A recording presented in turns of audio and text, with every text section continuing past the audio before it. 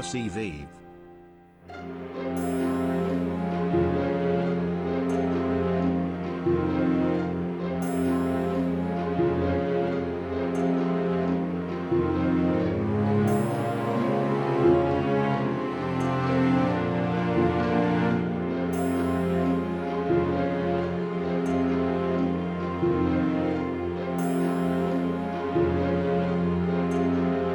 Whoosh.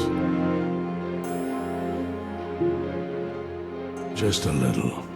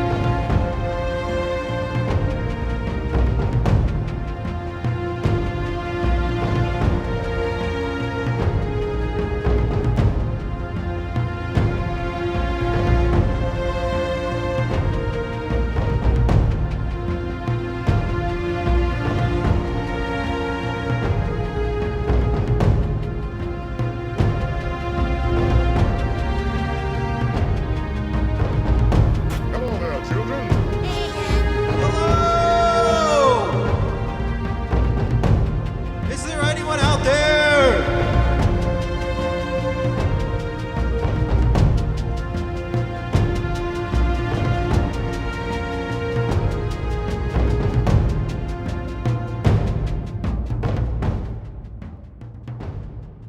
Hello. Greetings, Dorzen. Is that what I sound like? Just a little. Chef Daddy. It's a poo.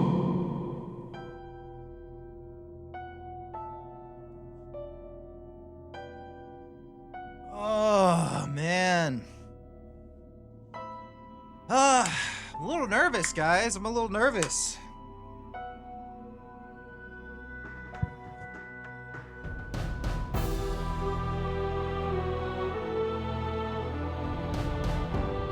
Literally, we're going Grandpa Lundo today. Grandpa Lundo. Grandfather Lundo vibes. Yep.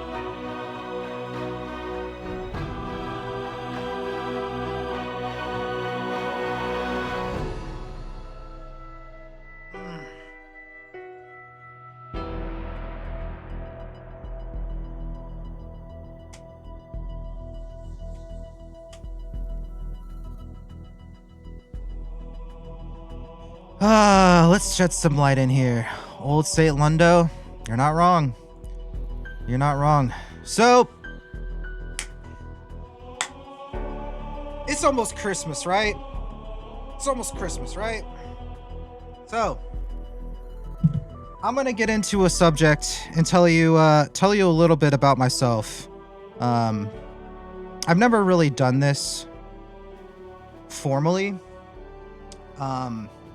But I want to premise a little bit with you guys. What I'm about to talk about and get into with you guys is going to be a little polarizing, I think, for our community. I want to say up front, I fully expect this to be kind of a polarizing conversation. Feel free to just sit back and listen. Feel free to ask questions, and I'm gonna be kind of wearing my heart on my sleeve here for a little while.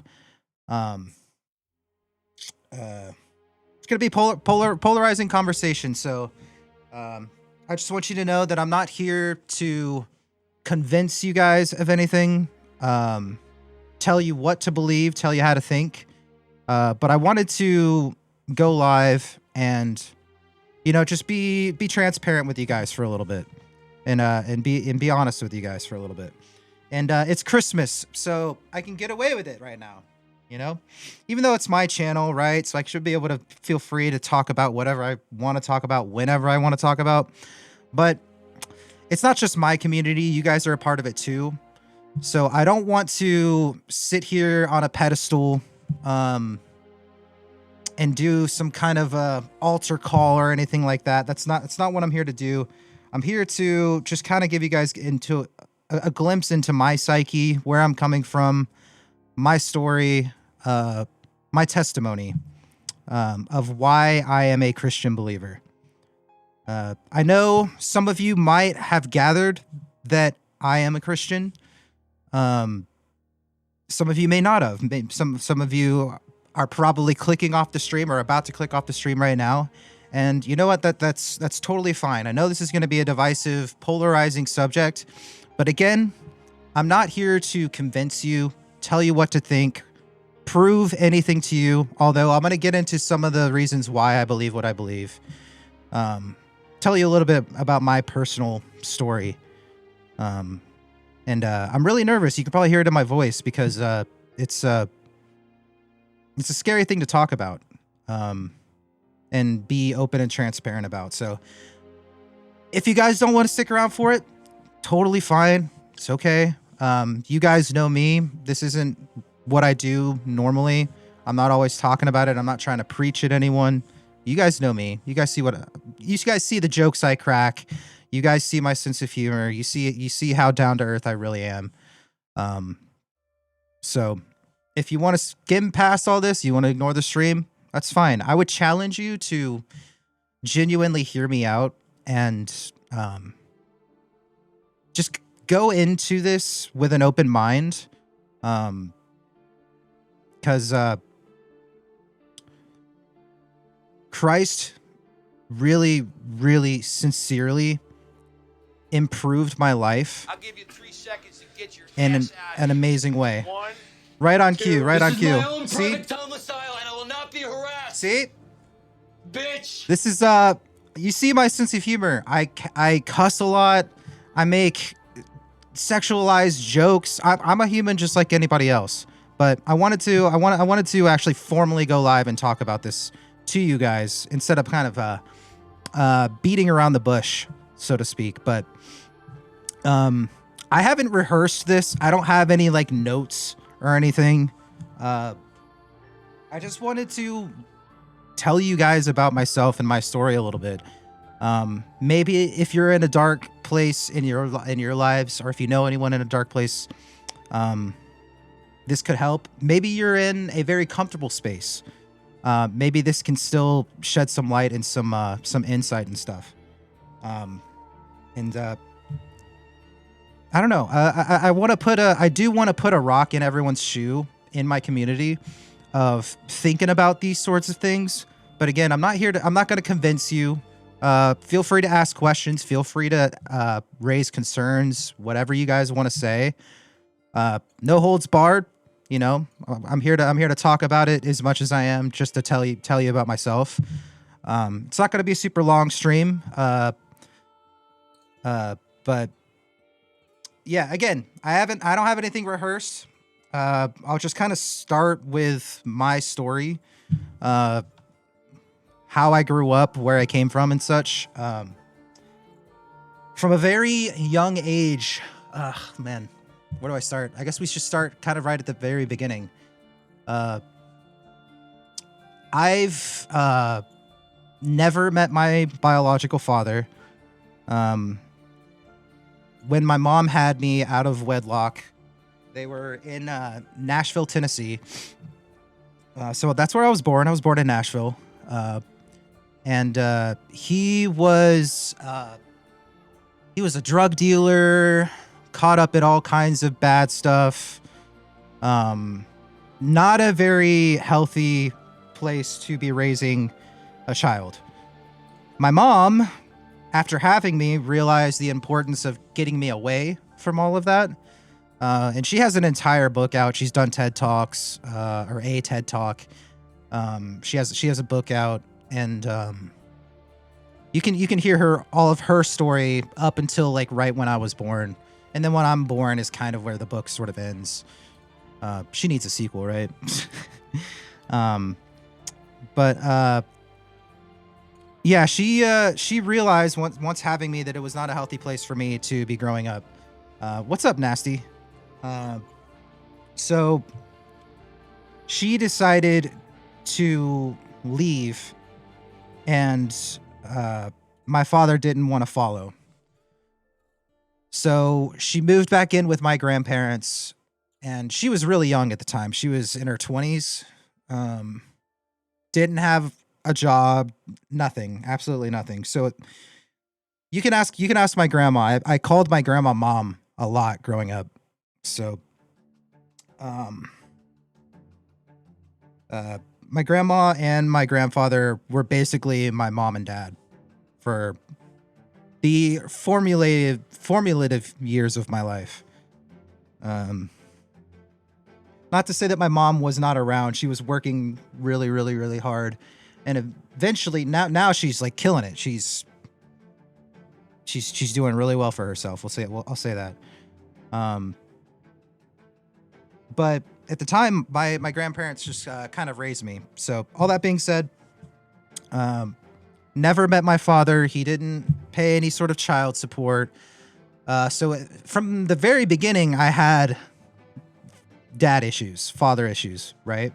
My first EP, I talk a lot about the sentiment of struggling with that. The first Raise On EP, namely Father Figures, the song.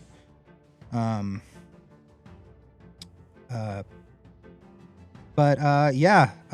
grandparents took us both in, me and my mom, when I was about 7 months old or so. I think I was 6 or 7 months old. So for the first 6 to 7 months of my life, I grew up in a trap house, essentially. To the lore section of the podcast so soon. Nasty, I never really do this, so you've kind of joined the community at an interesting time for where I'm just kind of telling my story of who I am and what I believe and why I believe it. So it's going to be more of a talking thing, but like I premised earlier, don't let this come across as preaching or telling you guys how to think or what to think. I'm just telling you about me and my experience, right? But maybe it can help you guys and give you guys some hope, or if anyone relates to any of my story. But that being said, yeah, my grandparents took us in with open arms in Atlanta, Georgia, where I still live today. And my grandparents were very diehard Christians. So I got very used to at a young age going to church every day or every Sunday.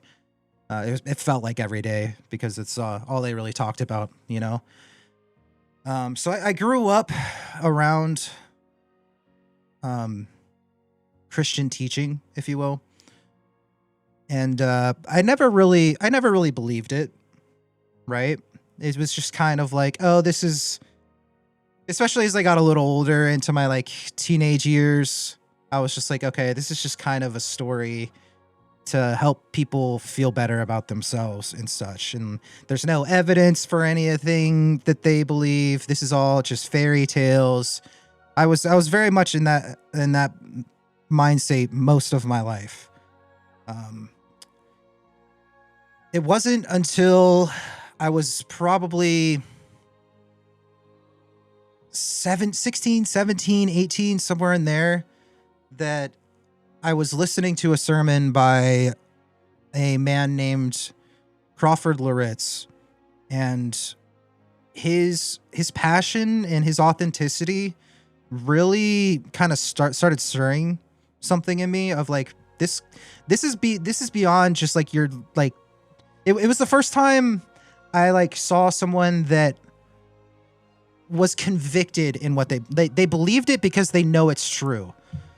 Like I've heard the logistics and the stories and stuff, but like he exemplified a level of conviction that I was like, huh. It made me want to investigate further. So I gave my life to Christ that day with him, and he prayed over me. You can feel the difference between a speaker and a preacher. Yeah, essentially. So that convicted me. But even then, after doing that, well into from a stint of about 19 to probably 26, 27, ironically enough, I still didn't believe it.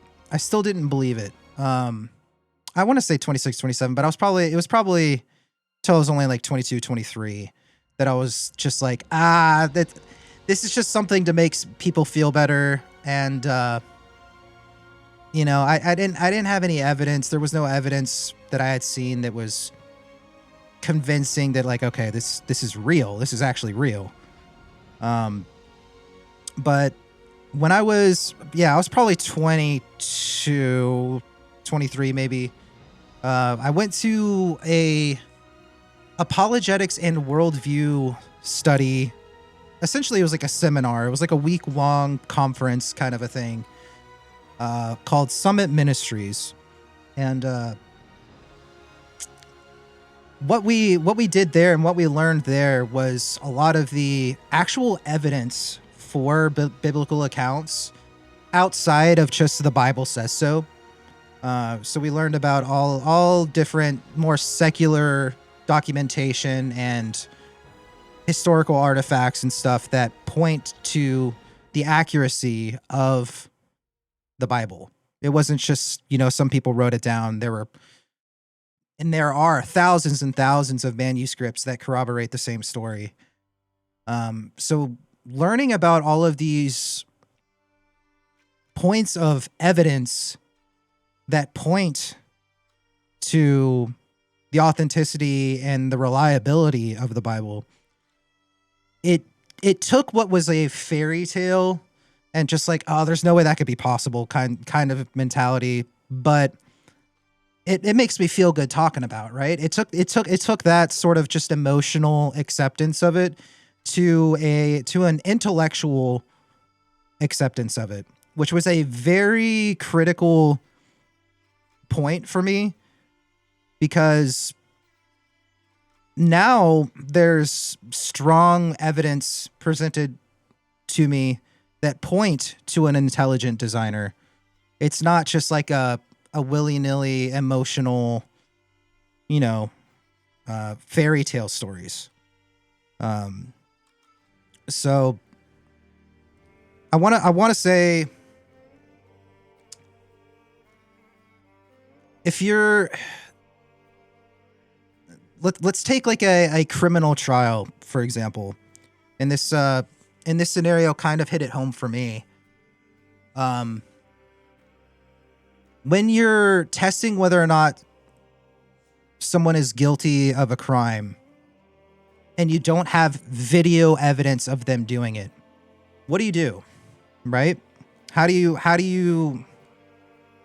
figure out whether or not what happened if you don't have video proof, right? Well, you gather evidence, right? You gather evidence that leads you to the most logical conclusion. The same can be applied to the Bible. The same scrutiny, you can apply that same scrutiny as if you were in a courtroom with a jury, a judge. You can apply the same scrutiny to the Bible. So that, hopefully I'm articulating well. Again, I haven't rehearsed this, but when I made that connection that you don't have to have proof that something is true, you just have to have enough evidence and follow where that evidence leads.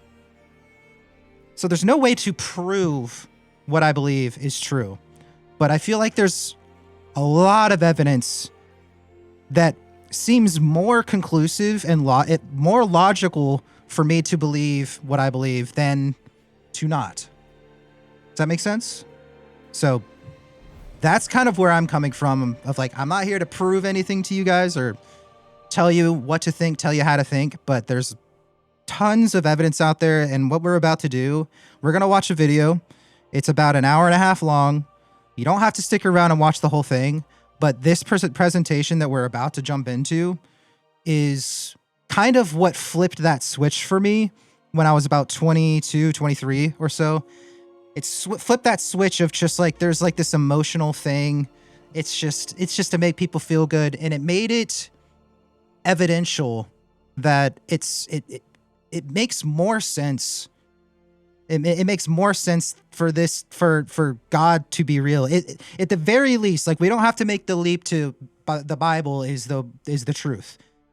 I want to kind of start at the argument for at least agnosticism, but I would take it a step further to intelligent designer. What that intelligent designer is, or who or what that intelligent designer is, that can be other conversations and other things in the future, if you guys are interested in what I think about this and keeping this conversation going. We can go deeper after that, but I think this argument at its core, and this presentation, I haven't watched this one that we're about to watch specifically, but this was the same guy that kind of convinced me to at least see reason and evidence for the intelligent design, an argument for intelligent design rather than atheism or random happenstance. But I just before we hop into it, I do want to say there's been several times in my life where I was about to kill myself, multiple times throughout my life. And each time I get to that point, all I can think about is Jesus. The first thing that comes to my mind is Jesus, and the fact that there are people around me that love me. Because I felt I like I said at the beginning of my story, I struggled with abandonment issues. I've had friends that have turned their back on me and bailed on me. I had abandonment issues, so I felt like I was there was something wrong with me. I'm unlovable. But it was my faith that kept me here, and it was the big one was honestly Just a Lil. I strongly believe that God put Just a Lil in my life to save me. And that's maybe another story for another time of the crazy year of 2020. Probably one of my worst years of my life, but also the best years of my life in a way. I think a lot of people can kind of say that, but probably lean towards worst year. But that could be for another time. But I have personal experiences with what the Bible teaches being directly applicable to my life thousands of years later after it happened and talked about. So the personal gravity of this is insane. It's massive. But I don't think my personal story necessarily, like my personal experiences, isn't why I'm really here. I wanted to watch this video. It's been on my heart for honestly years of watching this live and sparking a conversation with you guys and talking to you guys, getting in your heads if you feel so inclined, about the evidence of intelligent design. But again, I'm not here to tell you what to think, but I wanted to go live and present evidence to you guys for what I believe. And I think Dr. Frank Turek does an amazing job of presenting these evidential reasonings for intelligent design. And he can articulate it way better than I can. I could just kind of pull out some of these ideas and present it to you myself, but I think we're on Twitch. I'm a streamer. I'm meant to react. So the theory of spontaneous generation being proved false is my go-to when questioning faith. Yeah. I mean, he's gonna get into a lot of those sort of arguments, but the big argument for me was the big thing to me was the radiation afterglow. Yeah, I think he'll probably get into it into this in this presentation, but discoveries by like Hubble telescope of literally every direction in the sky, literally every single direction, there is a red shift of expansion. And if you follow physics, I guess it would be, if you follow physics back in time, it becomes infinite regress, which is absolute nothingness. And you can't have something from nothing, right? So this presentation is more of the difference between atheism and agnosticism. I want to start from a place of being atheist because that's where I was. That's where I was for about 20 years of being an atheist. It was just like there's no way. There's no way there's somebody omnipotent, some being that is beyond everything. There's no such thing as the supernatural because we can't see it, right? That's where I was. And it really took this presentation really hit it home for me. So if you guys are down, feel free to ask me questions. I can pause. I'll try to chime in with whatever 2 cents I might have or some clarity on things that he might kind of brush over. But he's a smarter guy than I am. It was his presentation that really took me from, okay, I don't think I could be an atheist. Like, how do you argue with these points? You know? But this is why I wanted to go live, because I'd love to hear what you guys have to say or any challenges you might raise if you feel so inclined. And remember, you don't have to yes man me on any of this. I would love pushback. I would love to pick your brain. And if not in chat, in chat, like publicly in front of everyone, find me on Discord, DM me. I would love to have conversations about these things, because not talking about this kinds of stuff is just pure foolishness. And if we can't have civilized conversations and discourse, the world's going to fall apart. Poor ideas have consequences. So I don't want to tell you guys how to think, but I think dialogue and talking about important issues in philosophy and getting to know me as a creator, now that we're picking up momentum. We had a pretty solid year as far as growth and stuff. I just wanted you guys to get to know me a little bit more, and see where I'm coming from. But yo, Kite, yo. But let's watch. Let's watch this. Might not be everyone's cup of tea. We don't do this often, but heck, it's Christmas, so we're gonna get into it.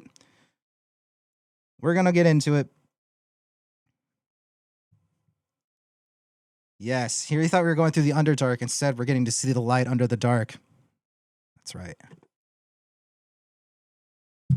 The light in the Underdark. The Underdark being Twitch. But let's get into it. It's about an hour and a half long. I don't know if there's like an intermission or anything that we might skip by, so it might be a little shorter. I'm not sure. I haven't watched this specific presentation, but it's the same presentation that I heard when I was like 21, 22. I might have been a little younger. I can't remember. I will say I kind of skipped over some of my story.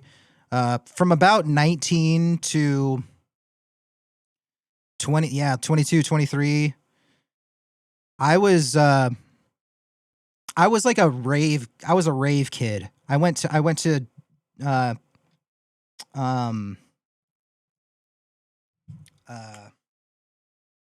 dubstep raves. You guys remember dubstep? So I was partying in Atlanta, like downtown Atlanta, like every night, popping mollies, mostly mollies. Did a lot of molly for a while. It was awful. Just thinking about it makes my skin crawl now. Uh, I've tried pretty much everything under the sun. Yes, the Skrillex days, absolutely. The Nero days, yes. Um, so I've tried I've done pretty much every bad thing you could ever imagine. Because I was just one of those of like I have to try to know. I was one of those guys, and so I did a lot of stupid stuff. I'm not going to give you the nitty gritty stories of everything that I've done. Maybe in 2026 I can tell you some more specific stories about how stupid I was. They're pretty fun. But I don't know if I want to tell you. I did some really stupid stuff, man. Not stuff I would not want to say on the internet, but I don't want to feel like I'm like hiding anything or like pretending to be some amazing person. I don't want to ever give off that impression. I'd rather just be real. So I don't think there's anything about me that I wouldn't ever say, but I don't think now is the time to get into a laundry list of debauchery and idiocy. Confess all stream, yeah, maybe next time, Kite. Maybe next time. But yeah. There's more to the story, but that's the general. That's my general testimony. I could probably word everything that I just went into for the last 30 minutes better, but I'm not going to. Maybe next time. Maybe next Christmas. Maybe I'll do better. But yeah, go into this presentation with me with an open mind. I'm not here to convert you. I'm not here to convince you. Frank isn't here to convert you or convince you, but he and I are going to give evidence for why we believe what we believe. Strong evidence, very strong evidence. And just like like I said earlier, just like any criminal trial, how does somebody get convicted of the crime that they committed if they don't have video proof? Well, they have evidence that logically points to what the conclusion would be. And that's where we're coming. That you got to apply the same scrutiny to any religion out there, any worldview. I would say religion, but I feel like that's too narrow. I think any worldview out there, you got to apply the same scrutiny to. What's the evidence for it? Why? Like, let's go. Let's follow the evidence where it leads. But let's get into it with Frank. I appreciate you guys listening to my TED Talk about who I am and what I believe. And yeah. Hopefully, if you're hurting or you're in a dark spot, some of this stuff and some of this evidence will give you some clarity and some meaning to life. I would hope it would. I'm not here to convince you. I'm not here to convert you, but I will say, since thinking this way and embracing these evidences and embracing the Bible as the inerrant truth and word of God, my life has exceedingly got better. It was everything that was outside of what Jesus taught that has brought nothing but turmoil and pain and strife to my life. It was only following what Jesus said and how he lived that has led me to peace and comfort.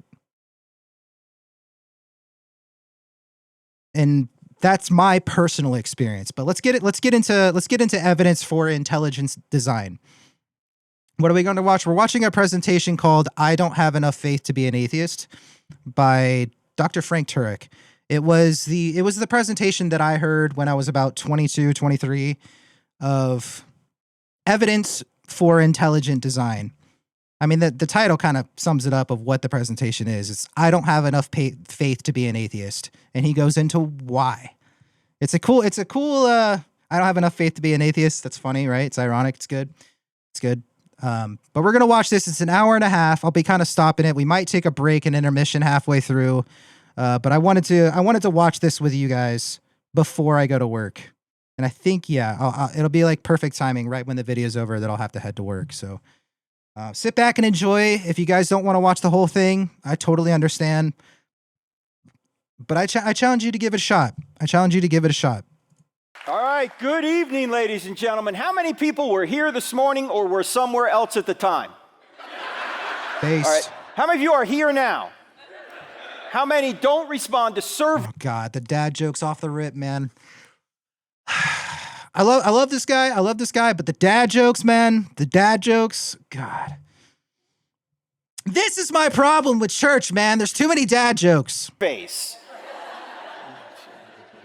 I'm 4 out kidding. of 10 don't respond to surveys, Pastor. All right, how many people were not here this morning for any of it? Didn't see any of it? Where were you? You blew it. I can't go through the whole thing again, so let me just do a 3-minute overview of what we did. We started out this morning by talking about Petty Officer Michael Monsoor, United States Navy SEAL, who literally sacrificed himself by falling on a grenade to save his 2 teammates lying next to him in I've heard the Ramadi, term Iraq. This was Fibonacci in sequence. 2006. I've heard the term Fibonacci sequence. Let me see.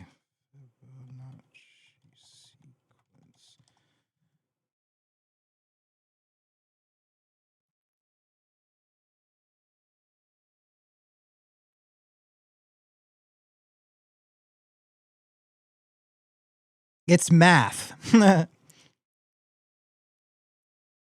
Oh yeah. Right. Like the triangles, like how everything kind of stems in like threes and stuff. Not threes, but yeah, the mathematical like geometry. Yeah, it's beautiful, right? He gets into a lot of the fine tune and like the design of everything, like the design argument, pointing to intelligent design. And we asked the question, The idea that chaos doesn't bring order, and the fact that everything, and especially DNA, has order. Chaos cannot control it, cannot create it. It's like an explosion happening and then the Library of Congress being there in the ashes, right? So that's one of the arguments of evidence that he kind of gets in here. So I think the Fibonacci sequence would kind of play in there. Michael Monsoor sacrificed himself to save his friends. Would anyone sacrifice himself to save you? And we said somebody already has. His name is Jesus of Nazareth. But a lot of people don't think this story's true. They think it's invented. It's got miracles in it. We don't Let me know if the volume for him versus me is pretty good too. It's looking like it's fine on my end.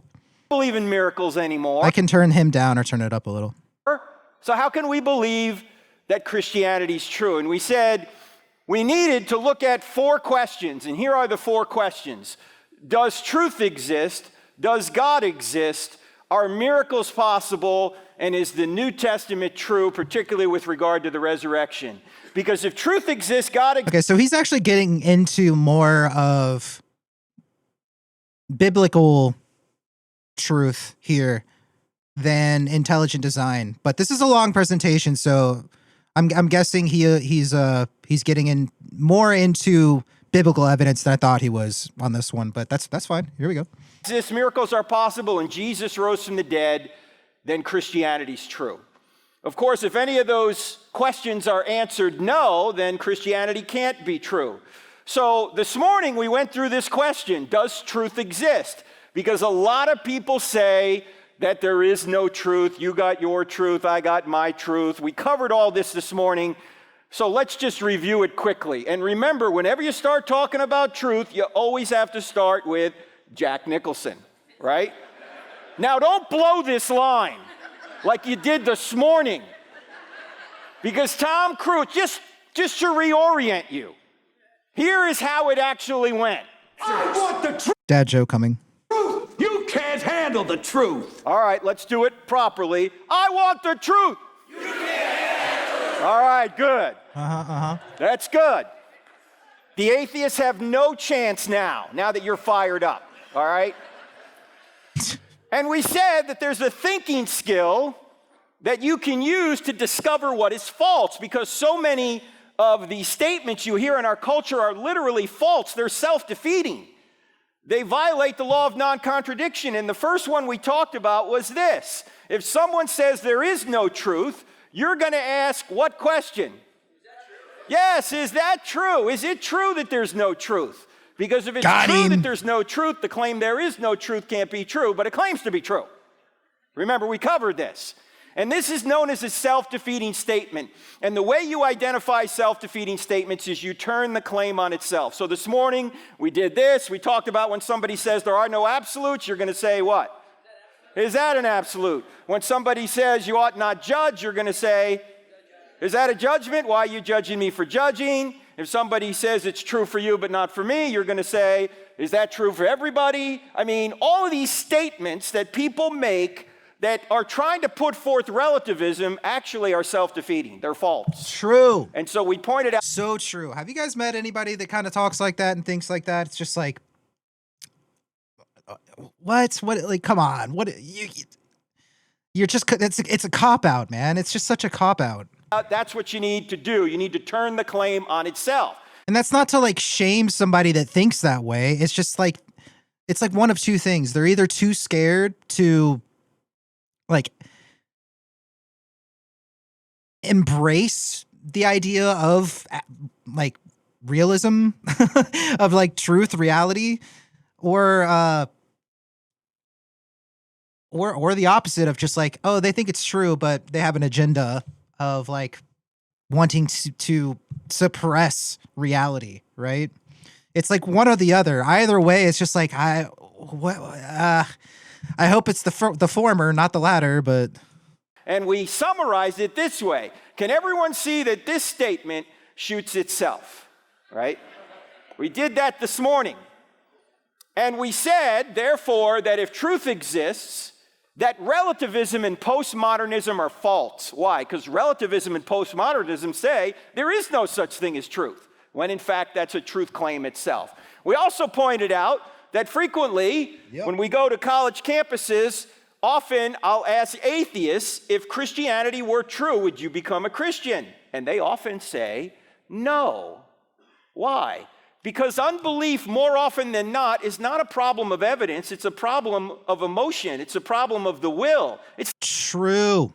It's not a head problem. It's a heart problem. Yep. People are looking for God like a criminal's looking for a cop. Yep. They're not interested. So always ask the question, if you're talking to somebody who's not a Christian, if Christianity were true, would you become a Christian? If they hesitate or say no, the problem is not in the head, the problem's in the heart. And what do you do for somebody like that? You pray, you love them, which doesn't mean you necessarily approve of everything they do. You plant seeds and then you wait. So we covered this morning. And we said truth does exist. Now we're going to see if God exists. Okay, that's all review. You guys ready for new material? All right. I mentioned this morning that there are 3 arguments we're going to look at for the existence of God. These arguments are taught in the Bible, but you don't need the Bible to know them. And there are more than 3, but these are just the 3 we're going to look at tonight. The first argument is the argument from the beginning of the universe known as the cosmological argument. Now, cosmological comes from the Greek word cosmos, which means world or universe. And it says if the universe had a beginning, then there must be a beginner. And that argument has some scientific evidence behind it. The second argument is the argument from design, known as the teleological argument. Telos is a Greek word meaning That'll be like the Fibonacci sequence. design or purpose. And it says if there's design in the universe and design in life, then there must be a designer. That argument has scientific evidence behind it. We'll see some of that here in a few minutes. The third argument doesn't have any science behind it. It's more philosophical in nature, yet it's the argument you've all understood since you were very small children. It's the argument from morality known as the moral argument. And it says if there's one thing morally wrong out there, just one, like it's wrong to torture babies for fun, or it's wrong to murder 6 million people in a Holocaust, or it's wrong to shoot people at a club, which happened last night, not far from here, then there has to be a God. Why? Because if there is no standard beyond humanity, then everything's just a matter of opinion. That's just your opinion against a baby torturer's opinion. or your opinion against Hitler's opinion, or your opinion against some shooter's opinion. Well, we know those issues aren't just a matter of opinion. It's not just my opinion that torturing babies for fun is wrong. That's really wrong. If that's really wrong, It is, if you're an atheist, there must be a standard of really right outside. an honest atheist that fully leans into the philosophy or the worldview. If you're being an honest, following it to its full conclusion, yes. Of ourselves that we are obligated to obey. That is what we mean by God's nature. If God doesn't exist, nothing's ultimately right or wrong, yet we all know things are right and wrong. Now, we'll get to that argument later, but we got to start at the argument from the beginning of the universe. Dun, dun, dun. Now, you got to admit, it was worth coming out here on a Sunday night just to see God do that. I mean, some of you have said, I've never seen God move. Oh, really? Check this out. Look at that, right there. Now, this is the argument that many say points back to the big... Oh, my Lord! Now, I know some of you are going, Frank, we are Christians in here, and we don't believe in the Big Bang. You guys don't believe in the Big Bang? I believe in the Big Bang. I just know who banged it. In fact, the evidence for the Big Bang is so good that even the top atheistic scientists in the world are admitting it. Stephen Hawking, who was probably the top physicist in the world until he died about 5 years ago, put it this way. He said, almost everyone now believes that the universe and time itself had a beginning at the Big Bang. Now, Hawking tried to come up with... That's huge. It's crazy. Like, Stephen Hawking is regarded as like the scientist, right? The scientist, right? Like, okay. With another Let's follow logic then here. If the universe had a beginning, how, right? Explanation other than God for the beginning, he failed, but he's admitting the evidence. He's admitting that space-time and matter had a beginning out of nothing. And it wasn't just Hawking who said this. Even great agnostic cosmologists like Alexander Vilenkin from Russia put it this way. He said, with the proof now in place, cosmologists, by the way, a cosmologist is not someone that puts on your makeup, all right? A cosmologist is someone that studies the universe. Cosmologists can no longer hide behind the possibility of a past eternal universe. There is now no escape. They have to face the problem of a cosmic beginning. Now, two interesting words in this quote. First interesting word is the word proof. Very unusual for scientists to use the word proof. Why? Because science, by definition, is tentative. New theories come along all the time that usurp older theories. Yep. It's usually not something scientists do to call their theory a proof, but Vilenkin sees so many lines of evidence pointing at one conclusion, that space-time and matter had a beginning out of nothing, that he's saying it constitutes a proof. The other is the word problem. Why is it a problem? Because if space-time and matter had a beginning, if nature had a beginning, what could have caused nature to have a beginning? It can't be more nature. There was no nature. It can't be a natural cause. It must be a cause that transcends nature, what we would call a supernatural cause. Now, he's an agnostic. He doesn't know if this points to God, but it seems to me it does. Now, we're not even going to look at the evidence for this. Why? Number one, we don't have time. Number two, it's all in the book, chapter 3. And number three, it's not controversial. Even the atheists are admitting it. What is controversial is what could have caused the universe to come into existence out of nothing. Not that it did. Everyone's agreeing on that. Most people are anyway. So let's take a look. Let's just jump to the bottom line. If the universe had a beginning, then it must have had a beginner. We've got two options. Either no one created something out of nothing, that's the atheistic view, or someone created something out of nothing, that's the theistic view. Now here's my only question. Which view is more reasonable? That no one created something out of nothing, or that someone created something out of nothing? What do you think? Someone, right? I was at Texas A&M. This had to be 15 years ago. I put this slide up, and some atheist in the audience said, oh, I think number one is more reasonable. I said, time out. Let's look at number two for a second. Number two says, someone created something out of nothing. Now that's a miracle, but at least you got a miracle worker. You got someone, right? Number one is a miracle with no miracle worker. That's clearly absurd. Do you realize that everyone believes in at least one miracle? Christians believe in more than one, but atheists believe in one. They believe that no one created something out of nothing. In order for something to leap into existence, for there to be infinite regress, if you follow time backwards, for infinite regress, for time to leap into existence, to begin, a decision has to be made. It can't just spontaneously happen. There has to be a, like, hear me.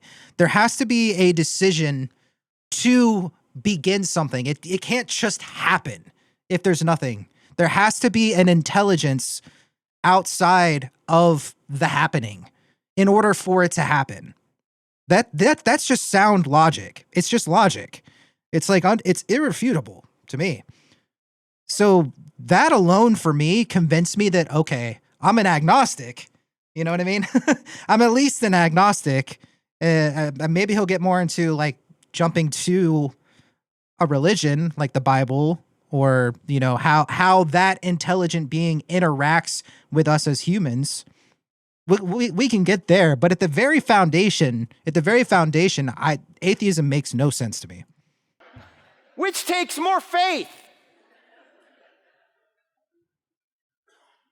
In fact, I said to the audience at Texas, And I want to say something, be very clear. I watch a lot of videos like this, and a lot of people like that have gone onto campuses and stuff. The Charlie Kirks, what's his name, like Gary Knieshel or whatever. I can't remember his name. They can be very talk downative. There's nothing wrong with hearing something and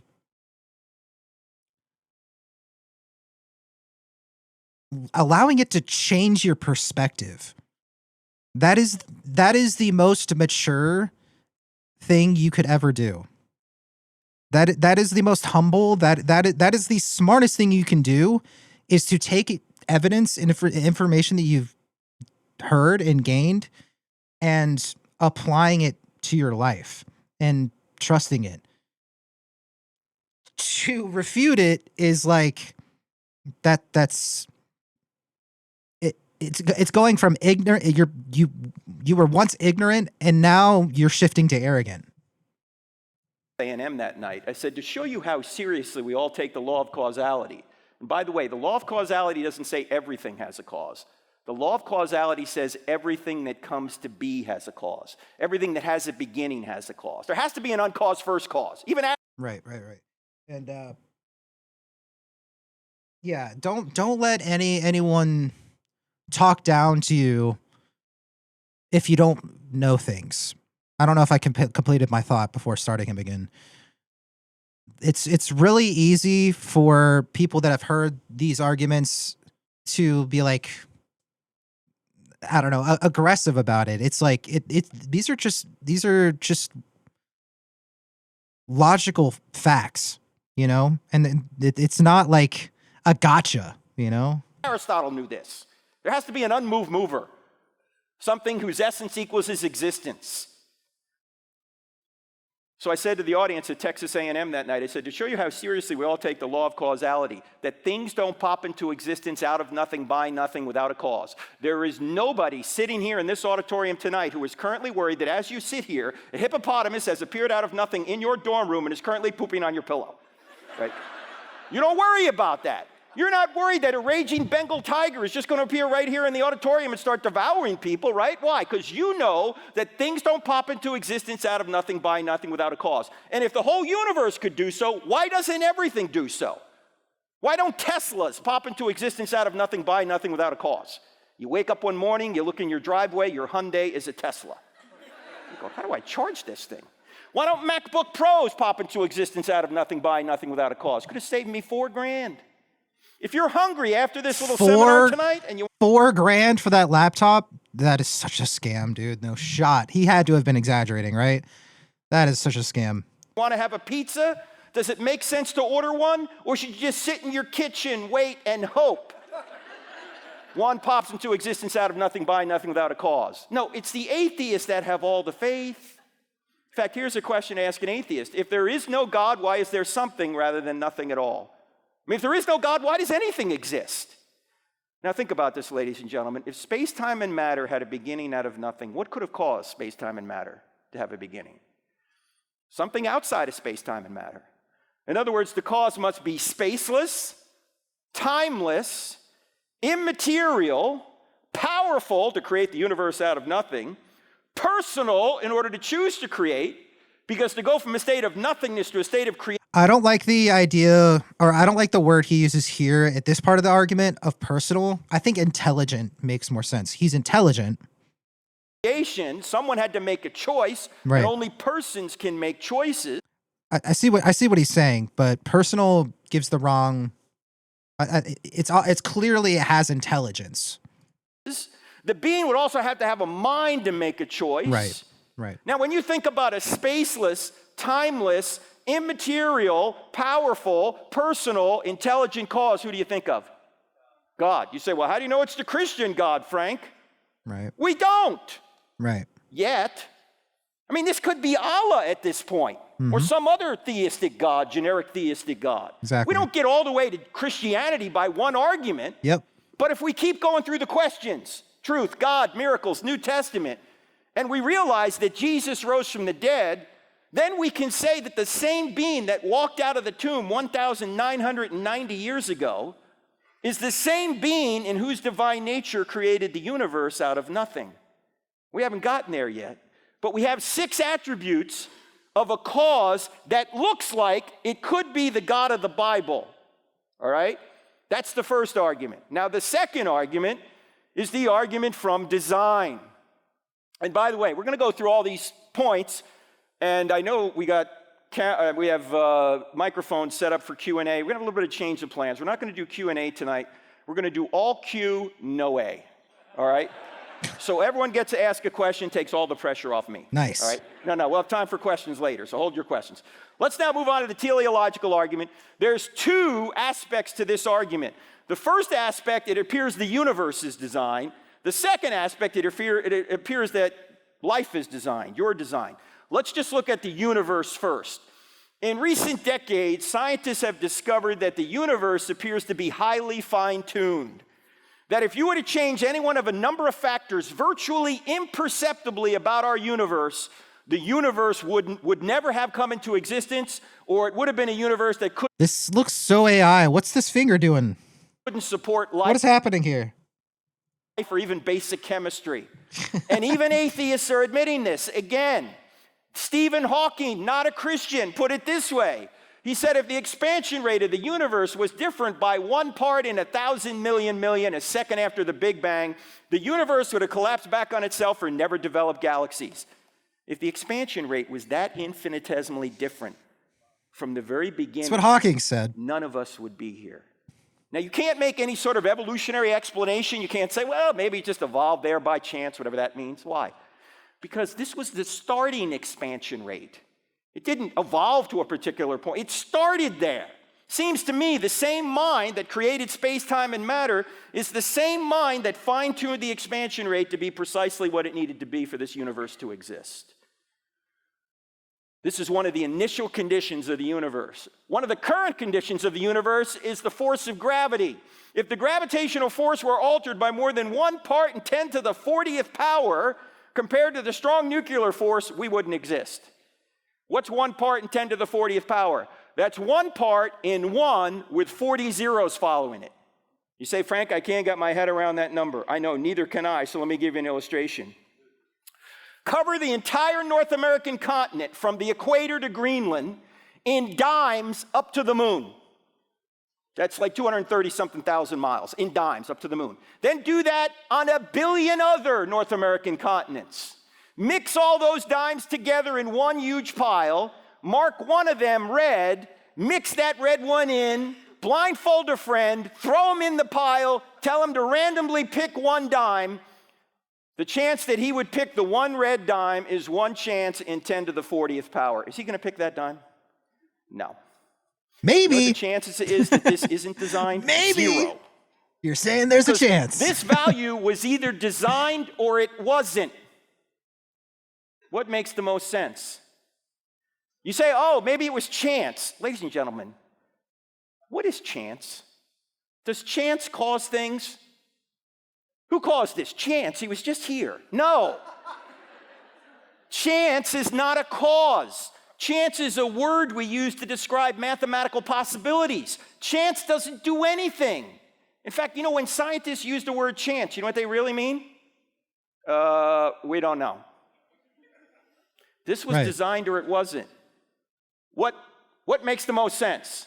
Design or not? What do you think? That's the distinction. And this is just That's the distinction.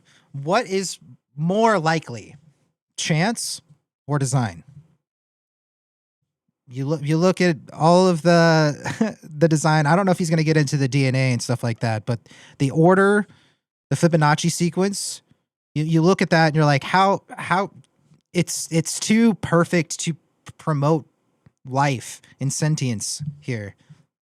It requires more faith to believe it was by accident. one out of at least a dozen of these. And if you extend it to our solar system, there's even more. In fact, let's take a look at our solar system. It's not just that the universe is designed, our solar system appears to be designed with us in mind. Oh my gosh, Here those we sound are, effects third are so rock from dank. the sun. If we were just a little bit closer to or a little bit further away, we couldn't survive. A little bit closer to, we'd burn up. A little bit further away, we'd freeze. We are what scientists call the Goldilocks zone. It's not too said hot, it? it's not too cold, it is. I didn't catch That's it. a lie. It's way too hot here in the summer. Axial tilt, 23.5 degrees. Change that slightly, we don't exist. The size and distance of the moon from us. Change that slightly, we don't exist. Preacher, your values Oxygen PowerPoint is in this big. room right now I would is definitely lean him on the 21%. If it were teacher side 25%, over preacher, but yeah. Spontaneous fires would break out. If it were 15%, we'd all suffocate. If Jupiter was not in its current orbit, we couldn't exist here on Earth. Why not? What does Jupiter do for us? Yes, Jupiter's gravitational force is so strong that it attracts most of the meteors and space junk to it rather than us. Jupiter is a cosmic vacuum cleaner. Dude, shout out Jupiter. Take a close-up look at Jupiter. You see these dark marks here? Those dark marks are comet fragment strikes that are bigger than the Earth. Thank God for Jupiter. True. Because if Jupiter wasn't there, we wouldn't be here. Same thing is true with Saturn. In fact, take a look at the planets here. There you got inside, you got Jupiter, They were playing Saturn, Baldur's. Is Uranus, that actually Neptune, a Earth. Look at person poor playing Pluto Baldur's down Gate 3? here. No shot. You know, Pluto recently has been demoted as is. a planet. I don't know about you, but I think it's size discrimination. That's hilarious, actually, though. And what if Pluto identifies as a planet? And they were playing Baldur's Gate. That's crazy. You Sorry. bigots. And what if Pluto identifies as a planet? You bigots. Take a look at this. You can hardly see Pluto. Take a look at this. That's Arcturus over here. That's another star in our galaxy. Here's the sun. Jupiter is 1 pixel in size on this scale. Earth is invisible. Pluto, forget about it. All right, keep an eye on Arcturus here. Rest in peace, Pluto. Arcturus now? What happens when you study religion and science to prove them both? Way over here to the right. See it? To the right of Rigel, that's Antares. That's another star in our galaxy. The sun is 1 pixel in size on this scale. Jupiter is invisible. Earth, Pluto, forget about them. In fact, if the Earth was the size of a golf ball, Betelgeuse here, look, I don't name the stars, all right?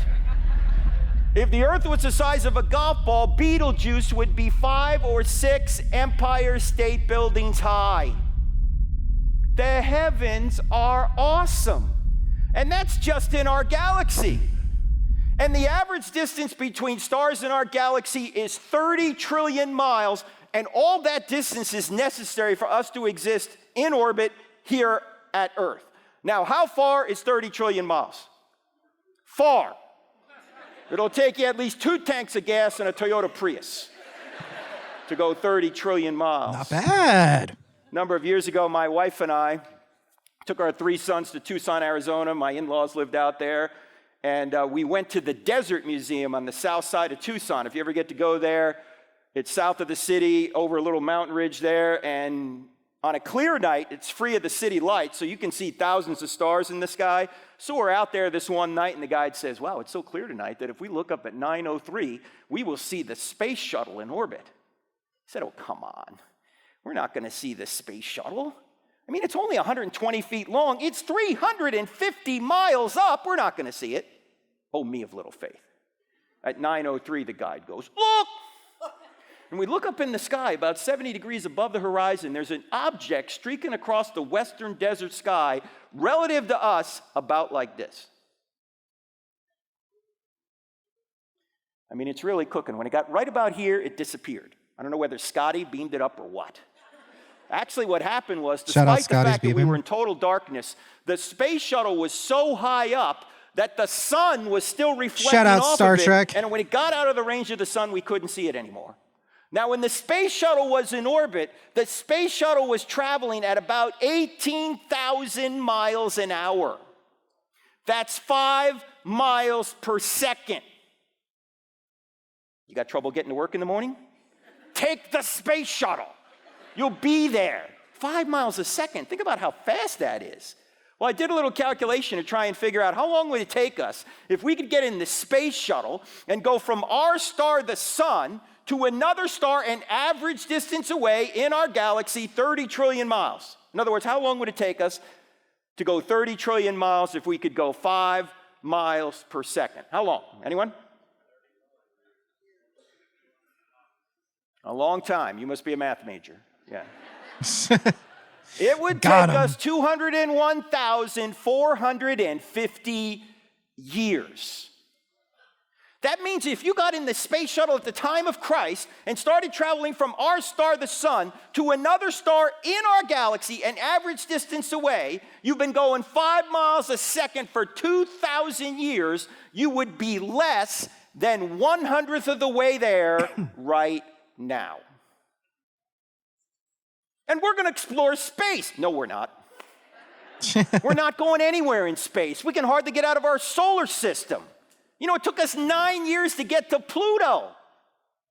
I mean, think about this. Our solar system, if it was the size of a quarter with the sun in the middle and Pluto on the outer rim, you know where the next nearest star is? It's 2 football fields away. It took us 9 years to do this. We're never going to get to another planetary system. It's too far and it's too dangerous. You know, at the speed of light, how long it would take us to get to the next nearest star? Almost 4 years. Speed of light, 186,000 miles per second. We're never getting there. But let's suppose we figure out space travel one day. In fact, what I'm about to show you now is disturbing, but I'm going to show it to you anyway because you can handle it. Imagine we get to another planetary system, we plant our flag, and then this happens. Whoa, whoa, whoa! Oh, my Lord! What is this? I don't remember this in my presentation.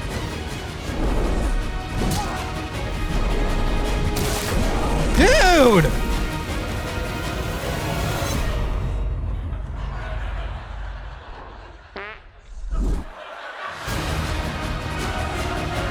That was a baked beans commercial?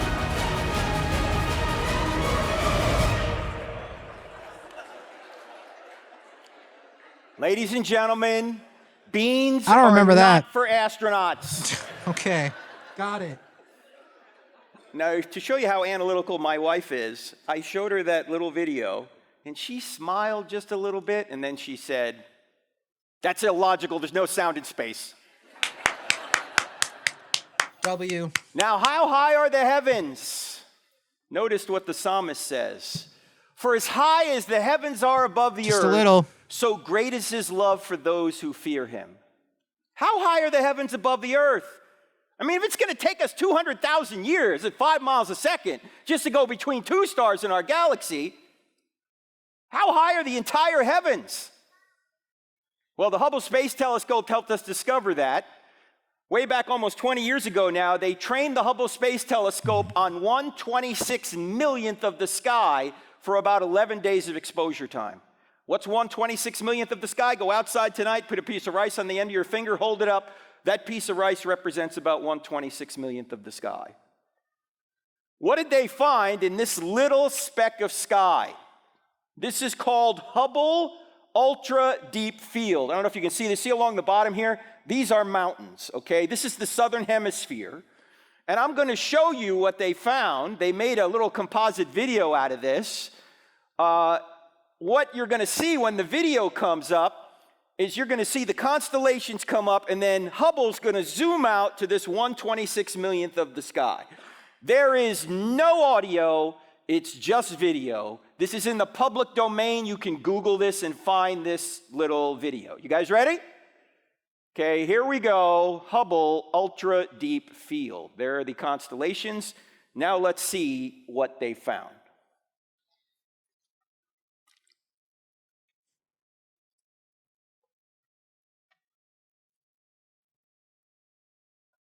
Whoa!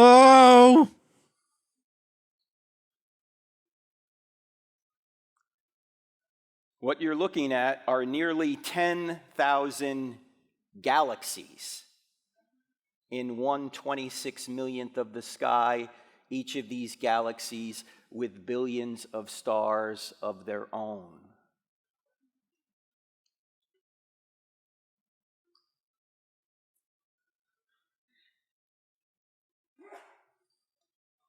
Bless you. Now, if you find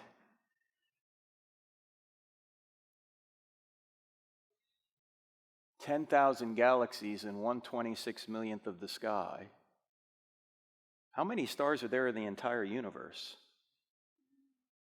The Infinite. number of stars in the entire universe, As time according to goes on, researchers just more at and the more. University of Hawaii, is about equivalent to the number of grains of sand on all the beaches on all the earth times 100,000. And to go from just one star to another star, going 5 miles a second, will take you over 200,000 years. Now you know why the Bible says the heavens declare the glory of God. Ladies and gentlemen, I never want to hear anyone ever again at Revival Christian Fellowship to ever use the word awesome unless you're referring to God or the heavens. Awesome shot, dude. Awesome shirt, dude. Awesome TikTok video. No! What are you going to say for God? You Now, can if the use heavens are both. supposed to declare the glory of God, we've got a big problem. Why? Because say when we awesome all the see time. Stars equivalent to sand grades on 100,000 Earths, But I understand the sentiment. and He is just, meaning He's infinitely just, and this expanse is supposed to give us some sense of that, then none of us are going to make it. Because none of us have been just. All you young people out there, you're all really fine-tuned. You're all really spooled up over justice, which is a good thing. But you don't want justice for yourself. If you got justice from this being, you wouldn't like it. None of us would. By the way, I just showed you only half of the verse a minute ago. Here's the rest of Psalm 103. Verse 11 to 12. For as high as the heavens are above the earth, so great is His love for those who fear Him. As far as the east is from the west, so far has He removed our transgressions from us. This being, whose nature can be at least thought about from our perspective as infinite, because the heavens appear to be infinite, this being is infinitely just, but He's also infinitely loving. So how does He remain just and yet somehow remove our transgressions from us? What He does is He adds deity, or He adds humanity to His deity. He comes to earth, He lives the perfect life, and he allows the very creatures who rebelled against him to torture and kill him so he could take our punishment upon himself.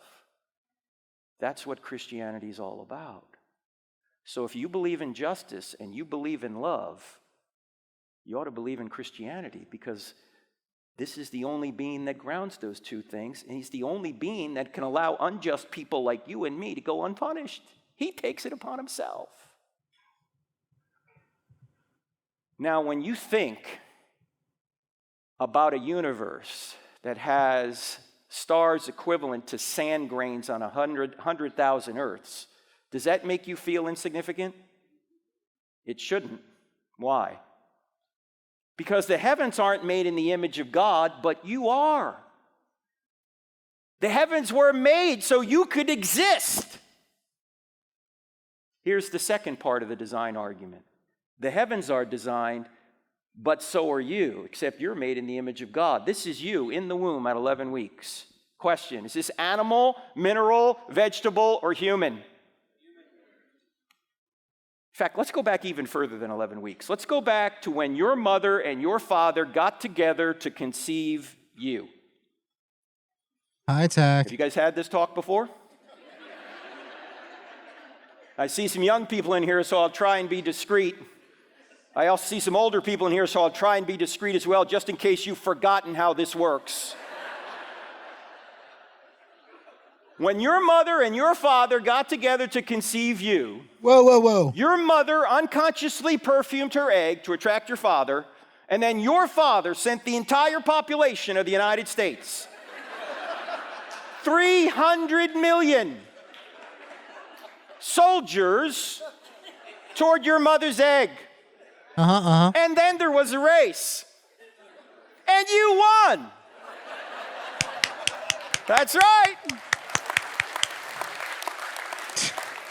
Don't let anyone ever tell you you're not special. Yep. You beat out 300 million others. You have blown away anything Michael Phelps has done. Now, seeing some of you limp in here earlier makes it hard for me to believe you were the fastest soldier in the gene pool. Dang! But you were. Jeez. Now, your Zero soldier chill. was 20 to 30 times smaller than a grain of salt, yet it contained half of the 3.5 billion letter software program we call your genome, your DNA, all the letters in the right order. And then your mother's egg was about the size of a period at the end of a sentence in an average book, and it contained the other half of the 3.5 billion letter genome, your software program, your DNA, all the letters in the right order. And when your soldier and your egg came together, a new 100% genetic human being was created. Do you know you have not received any more genetic information from this point till right now? Your genetic information has just duplicated itself. Does this have implications on the abortion issue? Think about this. There is Are you polarized yet? only 4 things separating you from adulthood: time, air, water, and food. Those are the same 4 things that separate a 2-year-old from adulthood. Why do we kill the unborn child in the womb when it's genetically the same as a 2-year-old toddler? You say, Frank, come on, you can't legislate morality. All right, no extra charge for this, friends. This was the subject of our first book, creatively titled Legislating Morality. All laws legislate morality. Every law declares one behavior right and the opposite behavior wrong. You can't think of a law that doesn't legislate morality. The question isn't whether or not you can legislate morality. The question is whose morality will be legislated. And I don't want to legislate my morality. I don't want to legislate your morality. I want to legislate the morality. In fact, when people say, don't impose your morality on me, I say, why not? Would that be immoral? Because you're imposing your morality on me right now. You're saying, oh, I ought not impose ought nots. Well, you're imposing that ought not on me. Why do you get to impose ought nots, but I don't? Actually, the better answer is this. When someone says, don't impose your morality on me, say, this isn't my morality. I didn't make this stuff up. I didn't make up the fact that murder's wrong, that rape is wrong, that abortion's wrong, that theft is wrong, that men were made for women and women were made for men, and the best way to perpetuate and stabilize society, which is the reason the government's involved in marriage to begin with, is to legally recognize the man-woman relationship over every other relationship. I didn't make any of this stuff up. This isn't my morality. This isn't your morality. This just happens to be the morality. Polarized yet? The one Thomas Jefferson said is self-evident. The one the Apostle Paul said, the Gentiles are not of the law, have the law written on their hearts. Everybody knows this basic right and wrong, this basic morality, but some of us don't like it. Look, if you have a problem with the morality, you don't have a problem with me. I didn't make it up. You have a problem with the Creator upon whose nature this morality is derived. If he doesn't exist, there is no morality. There's no right and wrong. There are no rights. Everything's a matter of opinion. All right, no extra charge for that. Let's go back to this. From this point till right now, a construction project of astonishing complexity began taking place. Cells began multiplying at a rate of 4,000 cells per second. Brain cells began multiplying at a rate of 100,000 cells per second. For most of you, anyway. Some cells became brain cells, others heart cells, Zero others lung chill. cells. How did they know Frank how to do Zero this? Chill Nobody Turek. knows. Some cells went so far across you to become what they needed to become that it would be equivalent to you today walking across the United States alone. And that construction project continues to this very moment. You just made 4 million new red blood cells. You just made another 4 million new red blood cells. You just made another 4 million. Knock it off. How is this happening? Are you thinking about this? You're going, wait a minute, Frank, time out. I got to concentrate. New red blood cells coming up. No, this is just happening. How is it happening? Well, Aristotle recognized something 2,400 years ago. Of course, he didn't know anything about blood cells, but he did notice that all of nature's going in a direction. For example, why does an acorn, if it's properly nourished, always go in the direction of becoming an oak tree? Why doesn't it become an elm tree or a birch tree or a seahorse? You say, well, it's programmed to become an oak tree. Well, who programmed it? And by the way, is an acorn conscious? Is an acorn in the ground going, all right, what do I have to do to become an oak tree? No. Yet it reliably goes in the direction of becoming an oak tree. If it doesn't have a mind of its own, and it doesn't, yet it reliably goes in a direction, there must be an external mind directing it toward an end. That is what Aristotle called the unmoved mover. Thomas Aquinas came along in the 1200s AD and he said, this is going to be my fifth way to argue for God. That if all nature's going in a direction, there must be a mind directing it. That is what he means by God. Now notice, ladies and gentlemen, this is not a Big Bang cause way back when. That's another argument. This is a cause every single second the universe exists. Aristotle mistakenly thought the universe was eternal, and yet he still said, you need an unmoved mover. You need a being that sets up the laws of nature and keeps everything going the way they're going. So this is a cause every single second the universe exists. This is why the Apostle Paul comes along and says, in Jesus, we live and move and have our being. And Christ holds all things together. And the writer of Hebrews says, God sustains all things by his powerful word. In fact, God is to the universe what a band is to music. If a band were up here playing music, the band would be creating and sustaining the music, right? What would happen to the music the second the band stopped playing? Music's over. Same thing is true with God. He creates the universe. He creates the natural laws that govern it. He creates you, and he sustains the universe, the natural laws that govern it, and he sustains you. The moment he pulls his hand away, you're gone. Now, there's a lot more in the book Stealing from God on this, but we got to move on to our third argument for God, and that is the moral argument. Let's start by asking you a question, and that is, how do Both of those intellectual arguments, they're really hard to argue with, man. There are ways to argue against it. We won't get into them, but again, it's these are evidences. These are evidences for an idea. the moral argument, again, he already premised it. It's more philosophical evidence, but arguably more convincing in its own way. You know that your quarterback throwing a touchdown is better than your quarterback throwing a pick six. That's where he throws the ball to the other team and they take it back for a touchdown themselves. How do you know? This is the interactive portion of the program. How do you know?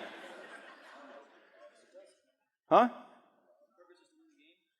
Yeah, you got to know the purpose of the game.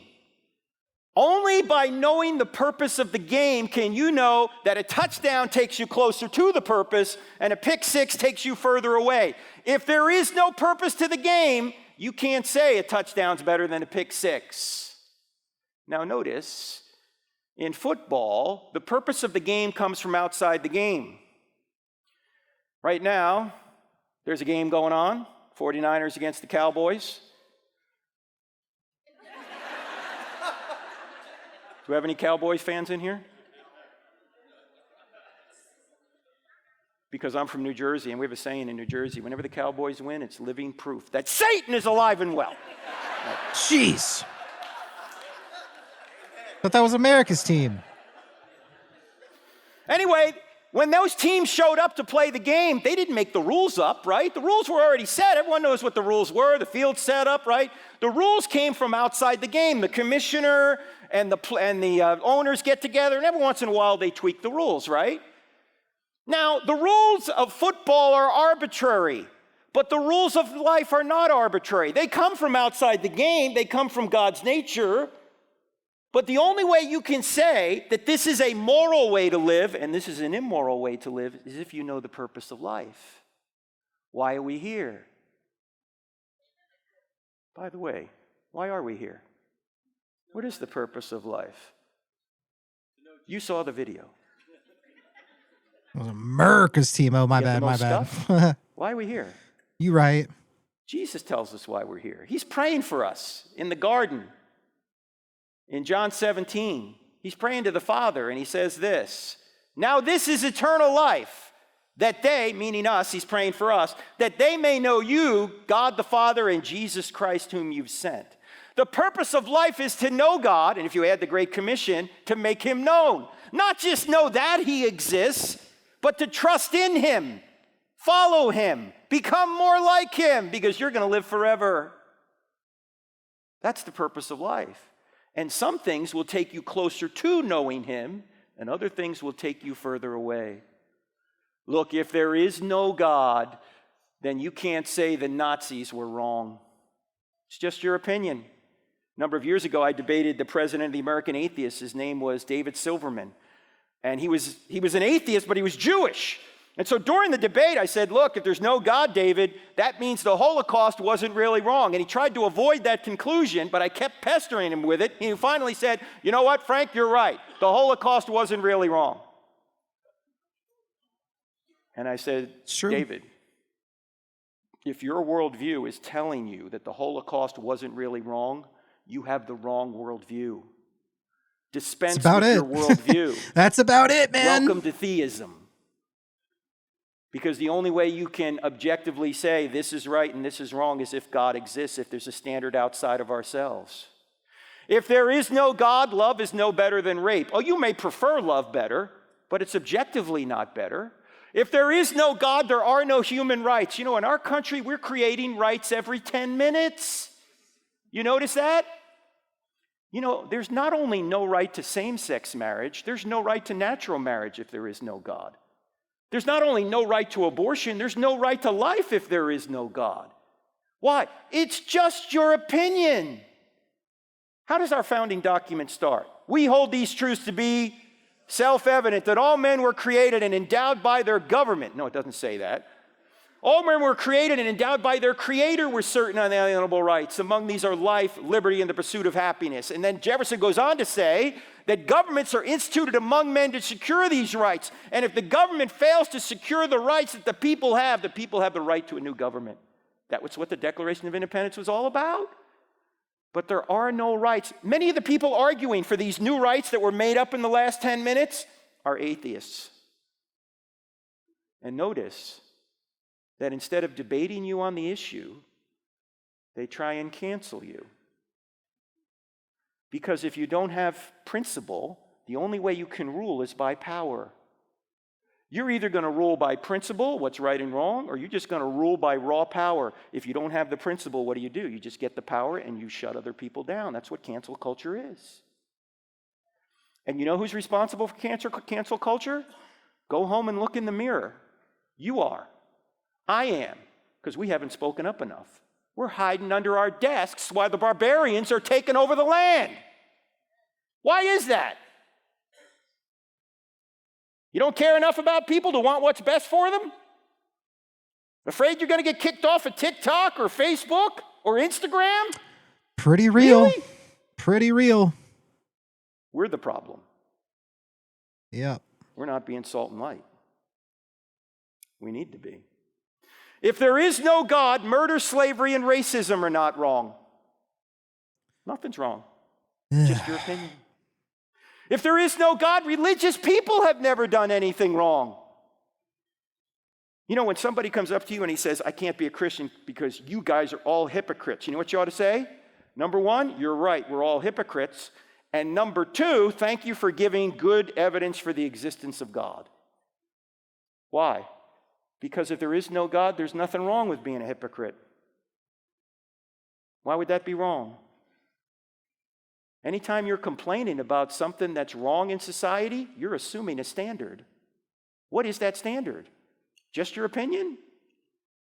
Of course we're hypocrites. That's why we need a Savior. If there is no God, tolerance is no better than intolerance. By the way, are Christians commanded to be tolerant? Be careful. What do you say? How many say yes? No. How many say no? Actually, Christians are commanded to be loving. See, tolerance is too weak. Tolerance says hold your nose and put up with them. Love says reach out and help them. And the way that you help people is not to approve of everything they do. You see, in our culture, we think love means approval. Oh, in order to love me, you have to approve of everything I do. Is that really love? This becomes more true every year, man. How many people in here are parents? All right, how many people in here are former children? All right, good. That's all of us, all right? Question, if your parents approved of everything you wanted to do as a child, would they be loving parents? No. Parents need to stand in the way of evil to protect their kids. Same thing is true with anyone you know. If you want to love somebody, you got to seek what's best for them, and that means I got to stand in the way of evil. I'd love you too much to allow you to do this. Don't buy into this nonsense that love means approval. Love means seeking what's best for the other person, and that often means you got to say no. It was Thomas Sowell, who's now 92 years old, grew up in Harlem and has taught at some of the greatest universities in the world. He put it this way. He said, when you want to help someone, you tell them the truth. When you want to help yourself, you tell them what they want to hear. And too often we tell people what they want to hear. Why? Because we don't want any blowback when they disagree with us. But that's not love. You know what we're doing? We're sacrificing them for our own comfort. Jesus said, Yep. I give you one new command. It is selfish to not point out and help pull someone away self-destructive behavior. It is selfish. Love one another as I have loved you. How did he love us? He sacrificed himself for us. How are we supposed to love And us? this is something I've been battling with actually a lot lately. And what's been on my mind, especially the last couple of months, of like, I've wanted to talk about these things with you guys for a while in my community, and really just kind of get it out there, you know, because man, I care about you guys, and I want what's best for each and every single one of you, and I know all of this, what we're watching, my testimony earlier, it's what helped me.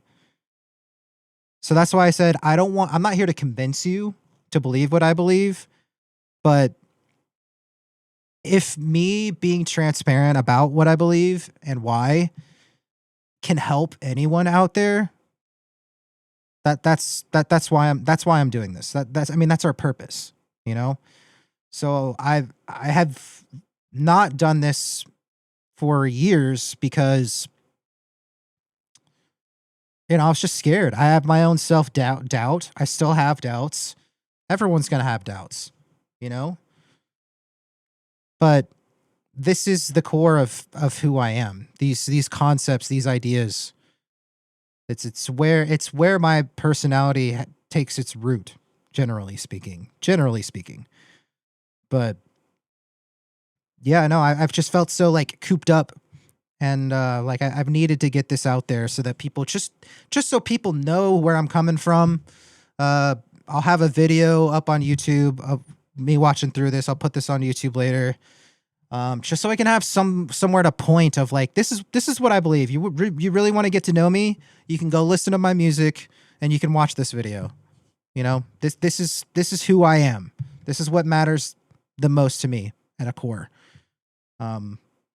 It'll be nice to have because it's a polarizing concept. I mean, some of the people that have been in my community the longest aren't here, you know, and I knew it was going to be polarizing and people aren't going to want to hear it.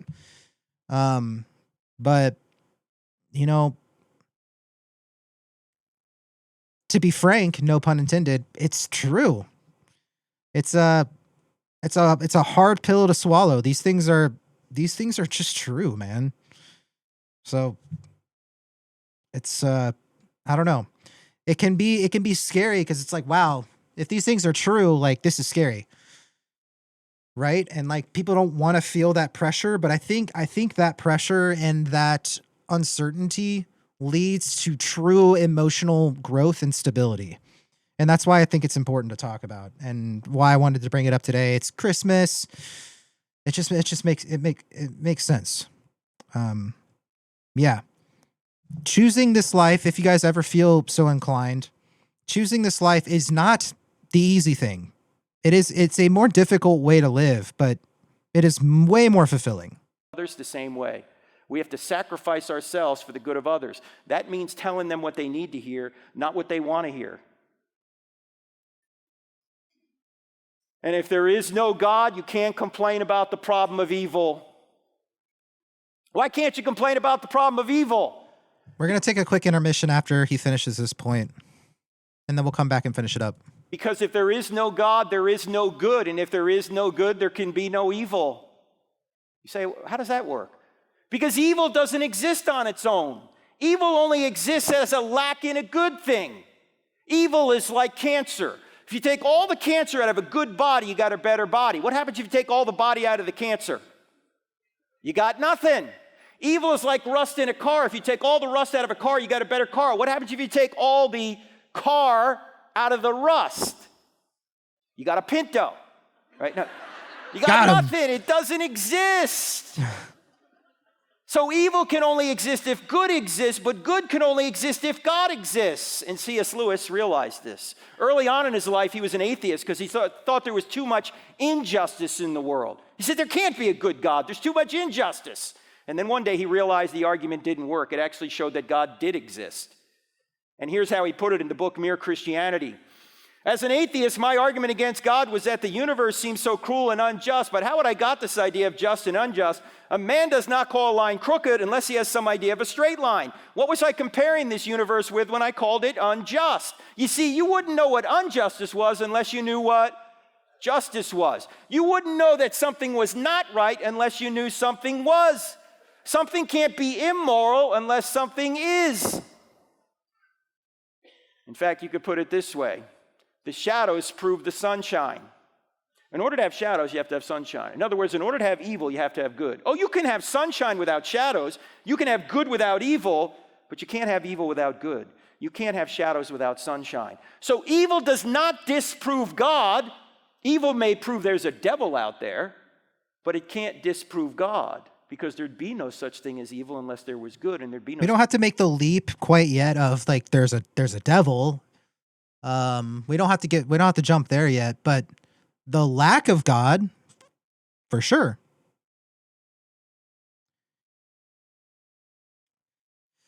That's how they beat Pride in FMAB. FMAB, what is that? FMAB. Full Metal Alchemist? Brotherhood?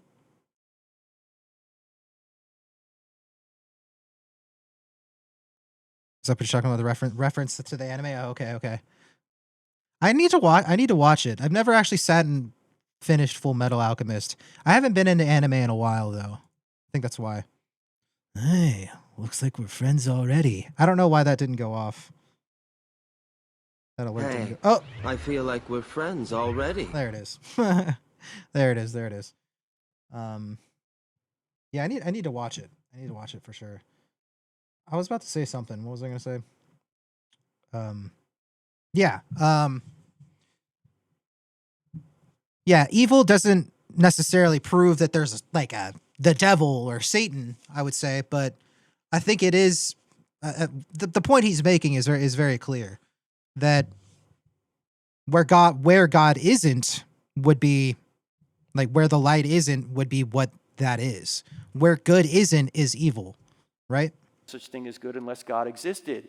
So when someone I'm just trying to bring it back a little bit before we jump to the Bible, right? Because for me, it was just like, why are we let's not jump to the Bible so fast when I was learning about this. Like that was my biggest gripe going into his presentation and all this is that he leans a lot into the Bible. And I'm just like, okay, we're making leaps there. And in retrospect, I see, as a believer now, I see why he does it, sprinkling it all in like that. But when I was first hearing it, I was just like, okay, I'm just going to kind of throw that part out, and just focus on the logistics of it. Right. So that's kind of what I was bringing it back to of like, okay, so we have proof of a God or a standard of good, perhaps. So what would evil be? It would be where God isn't or where good isn't. like Christopher Hitchens, you guys know who Christopher Hitchens was? He was a brilliant British atheist who sounded more brilliant than he was because he had a British accent. True. Well, years ago, I debated him a couple of times. You can see this on our YouTube channel. He wrote His debates with Christopher Hitchens are so good. the book, God is Not Great, How Religion Poisons Everything. Now, this word poisons just is a fun way of saying religion's evil. So I asked him during the debate, what do you mean by evil, Christopher? Evil does not exist unless good exists, and good only exists if God exists. He wouldn't answer the question. In fact, at one point in the debate, I said, Christopher, a lot of what you say in your book about how much evil religious people have done is true. But you're sort of proving our worldview. Because if we were perfect, we wouldn't need a savior. In fact, I said in the second debate, I said, Christopher, I can't live up to what Jesus told me to live up to. I'm a hypocrite. But if I could live up to what he told me to live up to, I wouldn't need him. I wouldn't need a savior if I was perfect. So I'm fallen. I'm a hypocrite. And so when people say I can't go to church because there's too many hypocrites down there, I always say, come on down, pal. We got room for one more. Great moment to pause. Great moment to take a little intermission break. It's good stuff, man. It's good stuff. It helps. It really helped me see the world with like more clarity. It's very important. Very important to me, so I wanted to get into it with you guys. Water. I will go fill this up. Water. I will go fill this up. Let's enjoy some inspirational music. Put on some vibey music in the background. Gonna take a short intermission, guys. Make sure you guys stand up and walk around as well. Get the blood flowing. And we'll be back in just a little.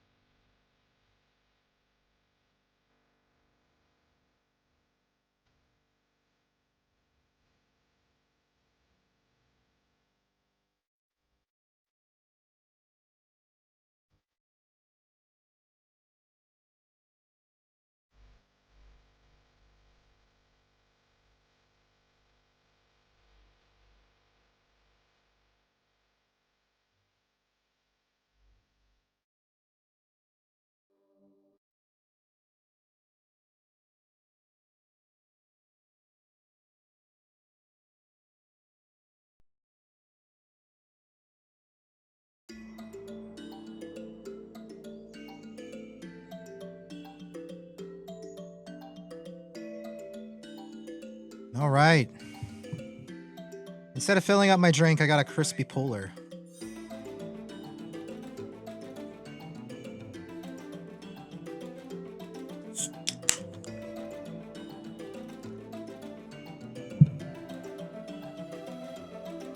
No, no Molly this time. That's next stream. That's the follow-up to this stream, you know? Yeah, stay tuned to see how my life turns out, guys.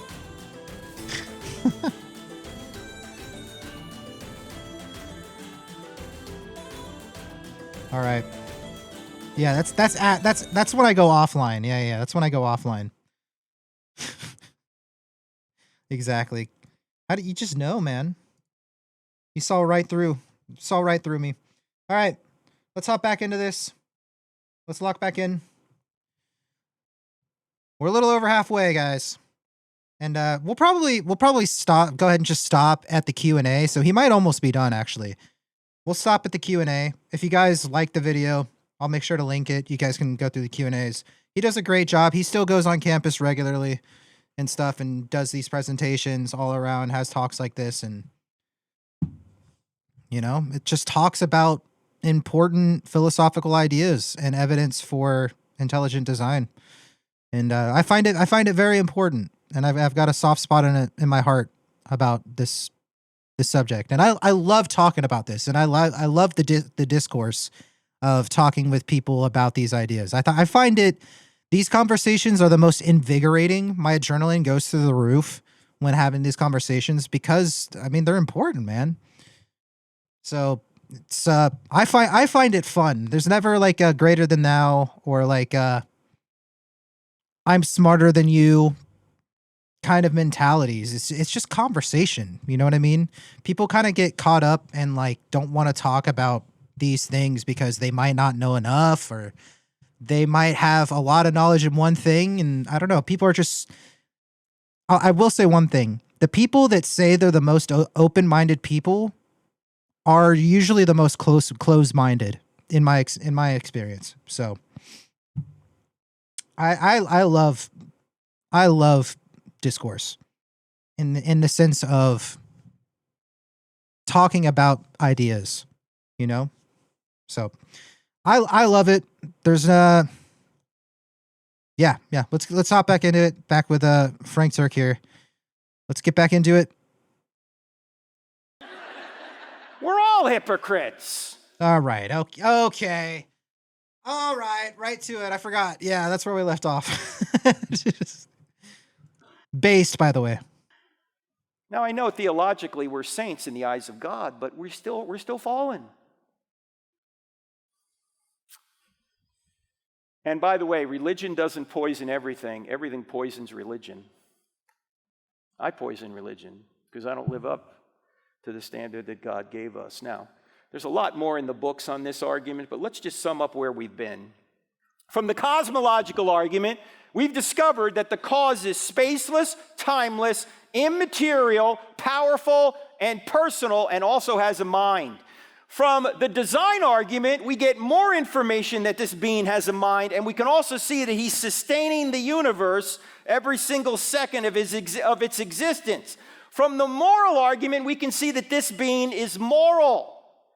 So all of this together shows us we have a spaceless, timeless, immaterial, powerful, personal, intelligent creator who created and sustains all things and is a moral being. This sounds an awful lot like the God of the Bible, and we haven't even opened the Bible yet. This is called natural theology. Well, he kind of has, but regardless.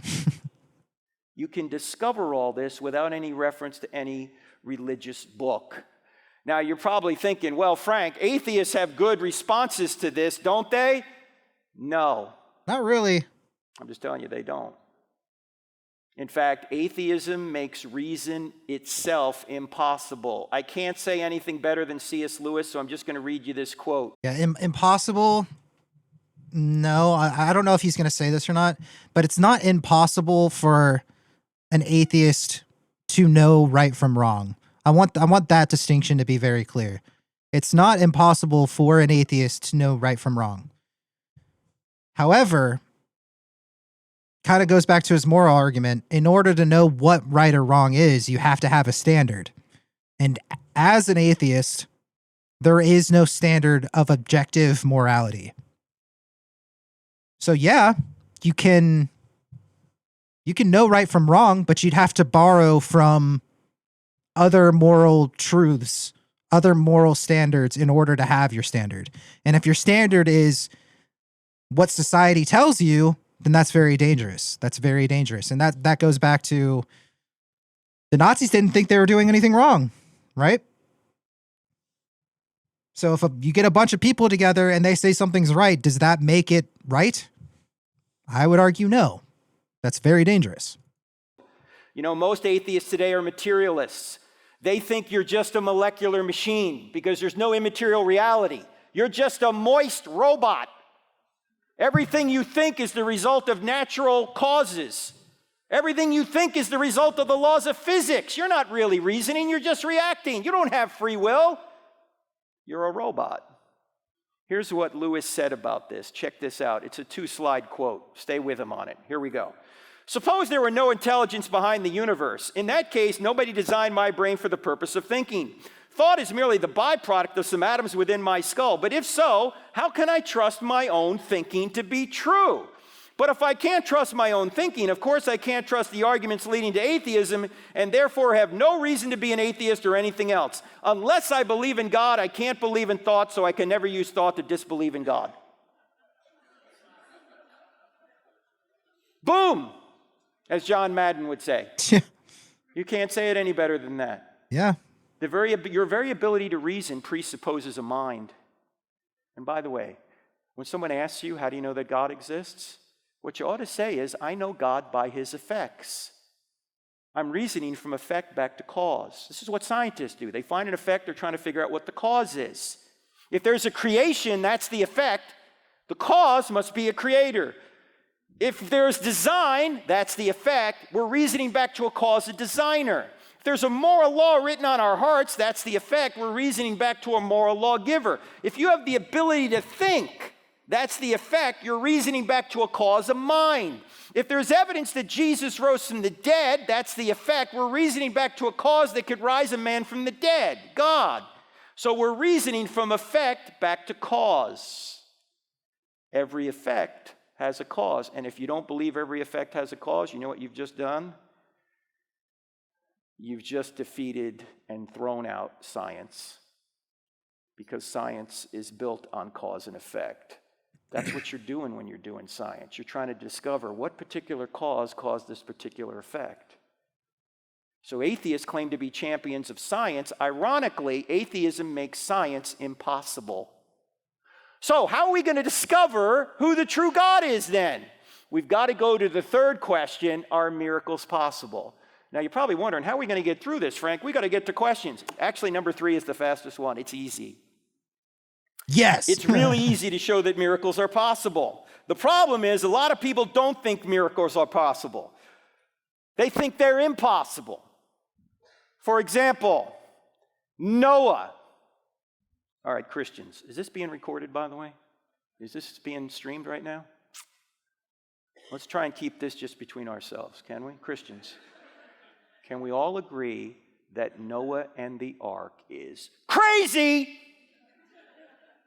Please. Also, a resurrection. How many people in here have ever seen anyone rise from the dead after you knew the person was dead for at least 36 hours? Yeah, none of us. Yet if you're a Christian, you have to believe what none of us have ever seen. How rational is that? And for some reason, the big problem miracle in the Bible is Jonah. Is that a whale of a tale or a tale of a whale? I mean, what is the deal with Jonah? Can you actually believe in Jonah? I mean, please. All right, ladies and gentlemen, what is the greatest miracle in the Bible? No, the resurrection's easy compared to the greatest miracle in the Bible. The greatest miracle in the Creation of the Bible universe? is... Right.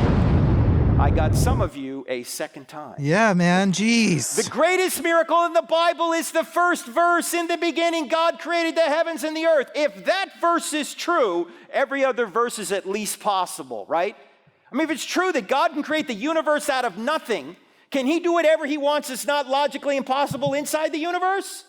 Of course, if he can create the whole show, can he walk on water? Can he part the Red Sea? Can he do the Jonah miracle, the Noah miracle? Of course Noah's crazy, unless God exists. Of course Jonah makes no sense, unless God exists. Now here's the real interesting thing. The atheists are admitting the evidence for the first verse. Now they don't think it's God, but what else could it be? If Genesis 1:1 is true, all these other miracles are at least possible. You can't rule them out. Now, I just said something some of you might not agree with. I said God can do whatever he wants. It's not logically impossible. You're probably thinking, oh, God can do anything. No, there's many things God can't do. Right. He can't do logically impossible things. Like he can't create a married bachelor. I know some guys try, but no. Okay? Doesn't exist. Can't create a one-ended stick. Doesn't exist. Can't create a five-sided triangle. Doesn't exist. Can't create a square circle. Doesn't exist. Can't create an honest politician. True.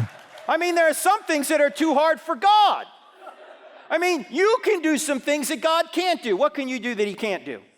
Sin, right? If he could sin, he wouldn't be the standard of perfection. Lie. He can't lie.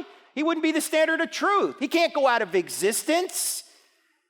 So there's several things that you can do that God can't do because he, by his nature, is the standard. Now, I know a lot of people don't believe in miracles because they've never seen one. That's not a good reason to disbelieve something. Why? Because you believe in a lot of things you've never seen. You believe in your mind. Have you ever seen it? You're using it right now, I hope. You believe in the laws of logic, the laws of mathematics. Have you ever seen them? No, you use them all the time. You believe in justice. You ever seen justice? Oh, you may have seen people treated justly or unjustly, but you've never seen justice. Why? Because it's an immaterial reality, virtue grounded in the nature of God. You've never seen love. And everyone here believes in love. You may have been loved, you may have loved, but you've never seen love. Why? Because it's not a physical thing. In fact, in the second debate with Hitchens, one kid in the audience asked Hitchens this question, Christopher, what is love? And Hitchens, being a materialist, had to come up with some sort of material answer. So he said, love is a chemical. And I said, don't tell that to your wife. Honey, do you love me? Yeah. Why? Because I got the chemical today. Tomorrow I might not have it. No, love is not a chemical. It's a virtue grounded in the nature of God. You've never seen gravity. Oh, Frank, come on.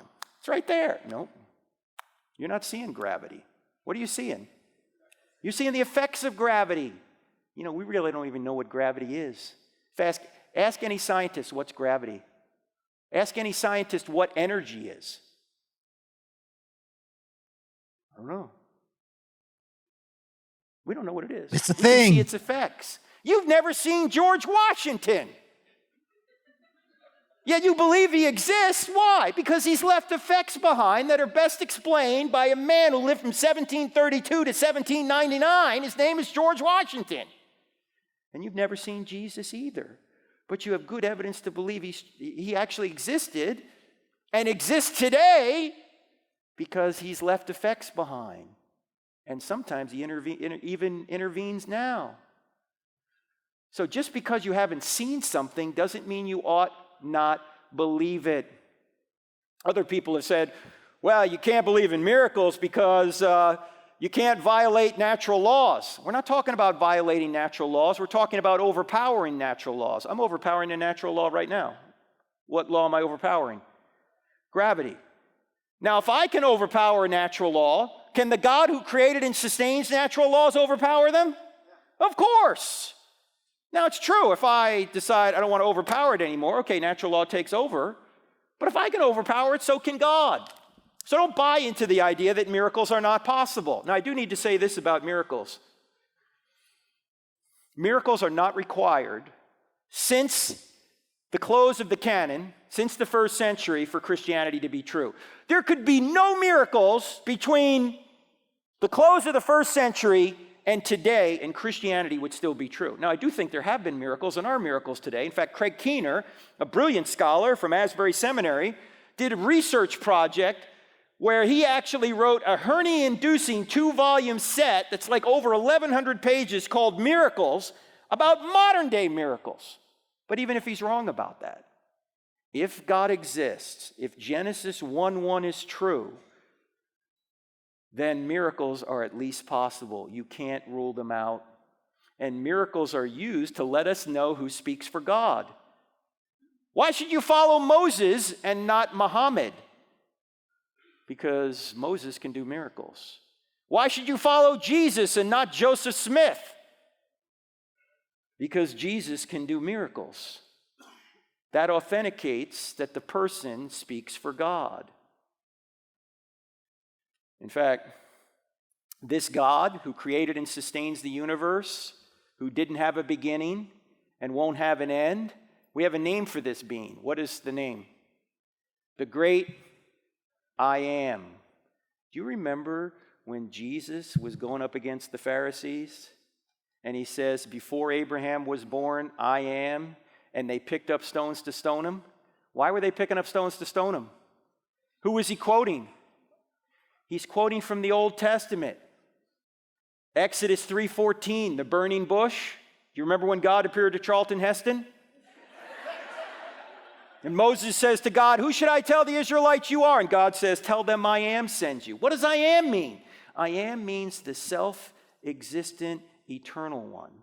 The being that had no beginning, the being that had no end, the being that just bees. The being that grounds all other being. This is the God of the Bible. So, we know that miracles are possible because God exists. Now we just need to see if the one miracle in the New Testament, the resurrection, actually occurred. Because if it did, then Christianity's true. Now, in I Don't Have Enough Faith to Be an Atheist, in the book Stealing from God, we have at least 10 different reasons, 10 lines of evidence to show the New Testament writers are telling the truth. We don't have time for that. I'm only going to show you 2 of them, and very briefly.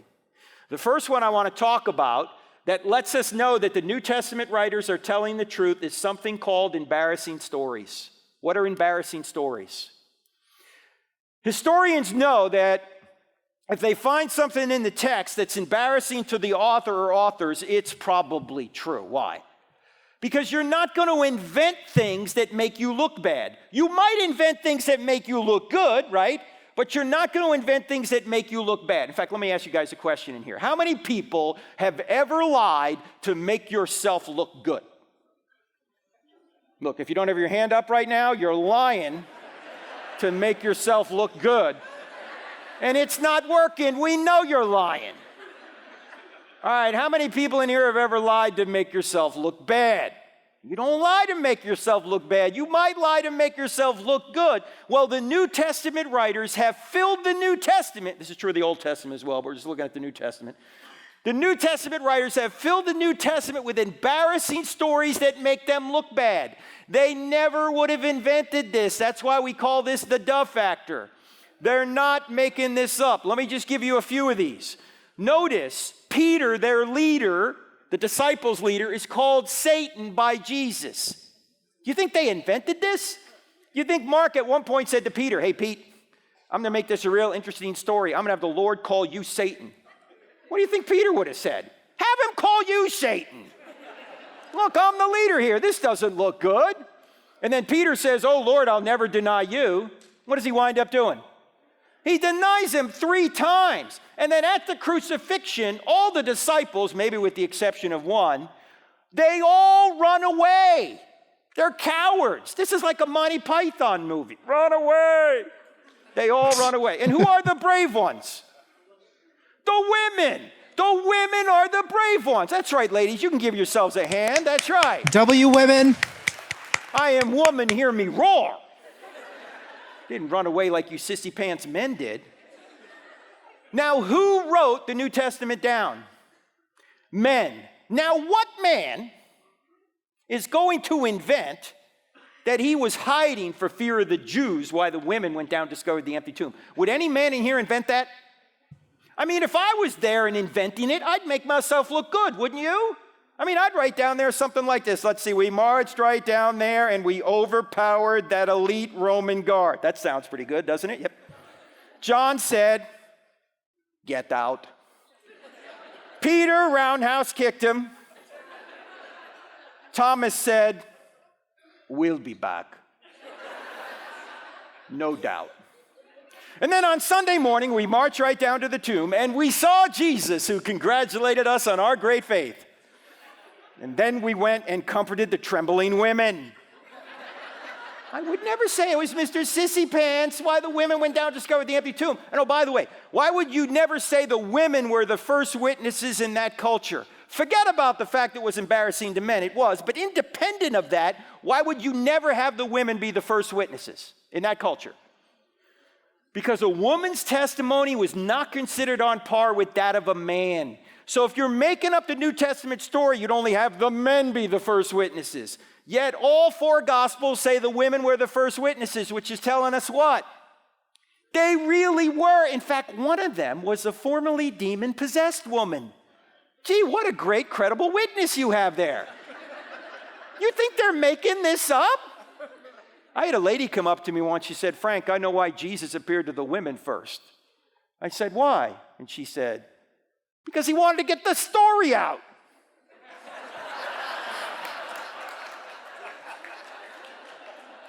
I said, that is an excellent point. I had not thought of that. Because ladies, when your man comes home from work, does he say much? There could have been a nuclear explosion down at the plant. He's not going to tell you. You'll see it on the news before you hear it from him. You'll be watching the news going, hey, hon, what happened? Oh, yeah, I forgot to tell you. The nuke blew up. I've been hot for 3 days. What's for dinner? He's not going to tell you. I can't even believe this next verse is in the New Testament, but it is. You know the Great Commission, right? This is the end of the Gospel of Matthew, where Jesus takes his disciples up on... I don't know if all that's... It's not... The problem with people these days, they don't have much of a sense of humor. So I want to add some clarity. He's joking. Right? That's obviously not all men. And he's joking, guys. He's joking. He's joking around, all right? Relax. The hill there in Galilee, he's got them all there. He's given them his final instructions where he says, go therefore, make disciples of all nations. Notice he doesn't say make believers. There's a difference. Make disciples of all nations, right? And as he's giving them the Great Commission, it says right there in verse 17 about the disciples there, it says, some believed, but some doubted. What? He's standing resurrected right in front of them. And they're standing there going, you see that guy over there? Yeah, that guy over there is Jesus. Oh, I'm telling you, it can't be Jesus. He was killed not long ago. No, I'm telling you, it's him. Look, Jesus is dead. The Romans killed him. It's him. They know how to kill people. They whipped him. They put nails in him. They put a spear in his side. Blood and water came out. If they didn't kill him, they would be killed by the Roman authorities. I'm telling you, Jesus is dead. It's him. It can't be. It is. How do you know?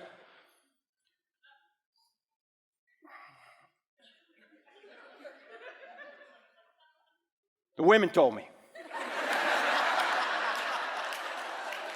They're not making this up. There's even potentially embarrassing details about Jesus in there. In Mark chapter 3, it says his own family came to seize him and take him home because they thought he was out of his mind. Jesus' own family thought he was nuts. That's embarrassing. And you may have heard the scholars say the New Testament writers invented Jesus to be God. Oh, really? Then why is Mark 3 in there? Which is almost universally recognized to be the earliest gospel. Jesus is called a madman. He's called a drunkard. He's called demon-possessed. His own brothers don't believe in him. Jesus has his feet wiped with the hair of a prostitute, which easily could have been seen as a sexual advance. And oh, by the way, notice there are 2 prostitutes in Jesus' bloodline. Who are they? Rahab and Tamar. Tamar plays the prostitute, right? Now, do you think Matthew and Luke, when they decided to write down the genealogy, said, you know what? I really think we ought to spice up the Messiah's bloodline a little bit. What do you say? Put a couple of prostitutes in there? It's a Messiah. And there's a lot of shady people in the bloodline. Judah, from where we get the term Jew from, Jesus from the tribe of Judah, not a good guy. Judah's the one that sold Joseph into slavery. Not a good guy. David, a man after God's own heart. Yeah, but he's a liar, adulterer, and a murderer. Gee, I guess there's hope for the rest of us then, huh? Bathsheba's in there. In fact, when Matthew gets to her in the genealogy, he won't mention her name. What does he say otherwise? Yes, he says Uriah's wife. He's telling the truth, but it's a slam. Notice this. Who is Uriah? Husband of Bathsheba, whom David had killed so he could have Bathsheba. This is not an invented story, ladies and gentlemen. It's embarrassing. And then they hang Jesus on a tree. If you want to make a Messiah to the Jews, you don't hang him on a tree. Why? Because according to Deuteronomy 21:23, anyone who's hung on a tree is under God's curse. Well, Jesus was under God's curse. What curse? The curse of sin we put him under.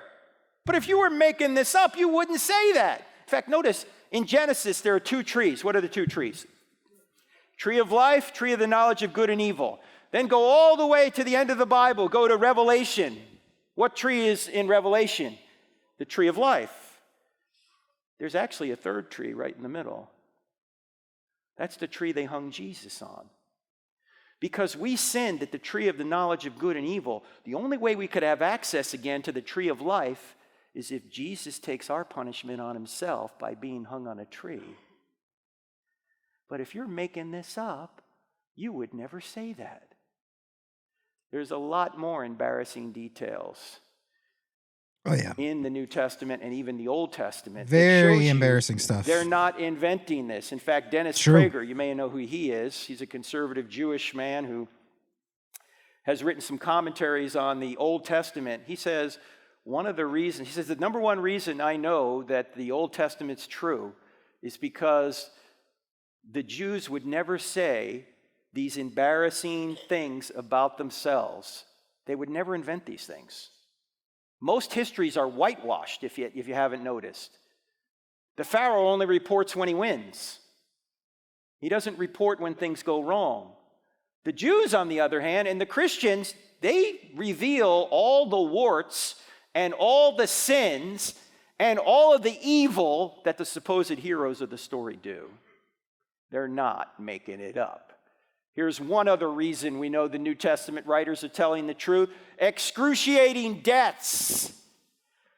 Now, these people were in a position to know whether Jesus had resurrected from the dead or not. And yet they went to their deaths saying that he was resurrected when they could have saved themselves by saying he wasn't. Now, it's really important to keep in mind that all the writers of the New Testament, with the exception of Luke, were all Jewish believers in Yahweh. Luke's the only Gentile. Everybody else is a baptized Jew who thought they were part of God's chosen people. And there are 2 things they didn't believe in the first century. They didn't believe a man could claim to be God. That would be blasphemy. And they didn't think that someone would rise from the dead in the middle of time. They knew we'd all rise from the dead at the end of time, according to Daniel 12, but they would never say that one guy rose from the dead in the middle of time. Yet these Jews, who thought they were God's chosen people, came to believe that a man claimed to be God and rose from the dead. What could have caused them to do that? In fact, let's take a look at the apostles' beliefs and practices before and after the resurrection. Before the resurrection, they believed in animal sacrifice. They've been slaying lambs for hundreds of years. And then suddenly Jesus comes along and they say, We don't need to slay these lambs anymore because these lambs are just symbols of the Lamb of God who takes away the sins of the world. Here he is. They do away with the sacrificial system virtually overnight. Before they believed in a binding law of Moses. Afterwards, Christ's life has fulfilled the binding law of Moses. Before they believed in strict monotheism. Afterwards, they're believing in a Trinity. 3 persons in one divine essence. Yes, I know the Trinity is hinted at in the Old Testament, but it's much clearer in the New. Before they believed in the Sabbath, in fact, they thought they could be stoned for not obeying the Sabbath. Afterwards, they're worshiping on Sunday. And Paul says, don't let anyone tell you you'll have to obey any Sabbath or festival day. Why? Because the Sabbath has arrived. You see, the Sabbath signified rest. Who's our rest? Jesus is our rest. In fact, out of the 10 commandments, 9 of them are repeated in the New Testament as binding on Christians. What's the only one that isn't? Keep holy the Sabbath. Because the Sabbath has arrived. Before they believed in a conquering Messiah, afterwards a sacrificial Messiah. Before they believed in circumcision, afterwards they believed in baptism and communion. Now, ladies and gentlemen, what would have caused these pious Jews who thought they were God's chosen people to abandon everything on the left and adopt everything on the right virtually overnight? The only thing I can think of is what psychologists call an impact event. What's an impact event? An impact event is an event that is so dramatic in your life that it can turn your perspective around 180 degrees. You might not remember what you had for breakfast this morning, but you'll remember an impact event that happened 5, 10, 20, 30, 40, 50, 60 years ago if you're old enough. In fact, there's probably only a few of you in this room right now that can answer this question, but I'm going to ask it anyway. If you can remember where you were and what you were doing November 22nd, 1963, hold your hand up high for everyone to see. Ladies and gentlemen, you see these people with their hands up? These people are very old. Man. November 22nd, 1963 is my earliest memory. I was 2 years old and 2 days. Yes, I'm 61 years old now. I know. I don't look a day over 60. Actually, when I turned 50, my wife was very encouraging. She said, honey, you're going to live to be 100. I said, how do you know? She said, because you look half dead already. Anyway, November 22nd, 1963, I'm a toddler. I'm 2 years old and 2 days. I'm standing in the living room in our home in Wanamassa, New Jersey, and my mother is sitting on an ottoman in front of a black and white TV, weeping uncontrollably. Mommy, what's the matter? What's the matter? They killed the president. They killed the president. President Kennedy assassinated that day. I can still see my mother in my mind right now when she was 26 years old, sitting on that ottoman. I was just with her last week in Florida. She's 85 now. But I can see her in my mind when she was 26 years old. It was an impact event. I don't remember anything before that and very little after that. Never seen my mom cry like that. Where were you when the second plane hit the tower? I was in my home office in Charlotte, North Carolina, where I live, and I had the TV on behind me, and That's one of my earliest memories. I'd seen the first tower had been hit, but I didn't know by what. And I was on the phone with a pastor on the north side of Charlotte, and we were talking about what topic I would talk about when I came to his church. And I said, you got the TV on? He goes, yeah. I go, maybe a Cessna hit the World Trade Tower. That had happened before. So we're talking, TV's behind me, and suddenly he screams into the phone. He goes, the second tower just got hit. I turned around, look at the TV. The second tower's on fire. I said, was it a Cessna? He goes, no. It was like a passenger plane. It was like a United plane. I said, you saw that? He goes, it was just on live TV. I said, look, let me call you back. I hung up the phone. And for some reason that morning I had CNN on.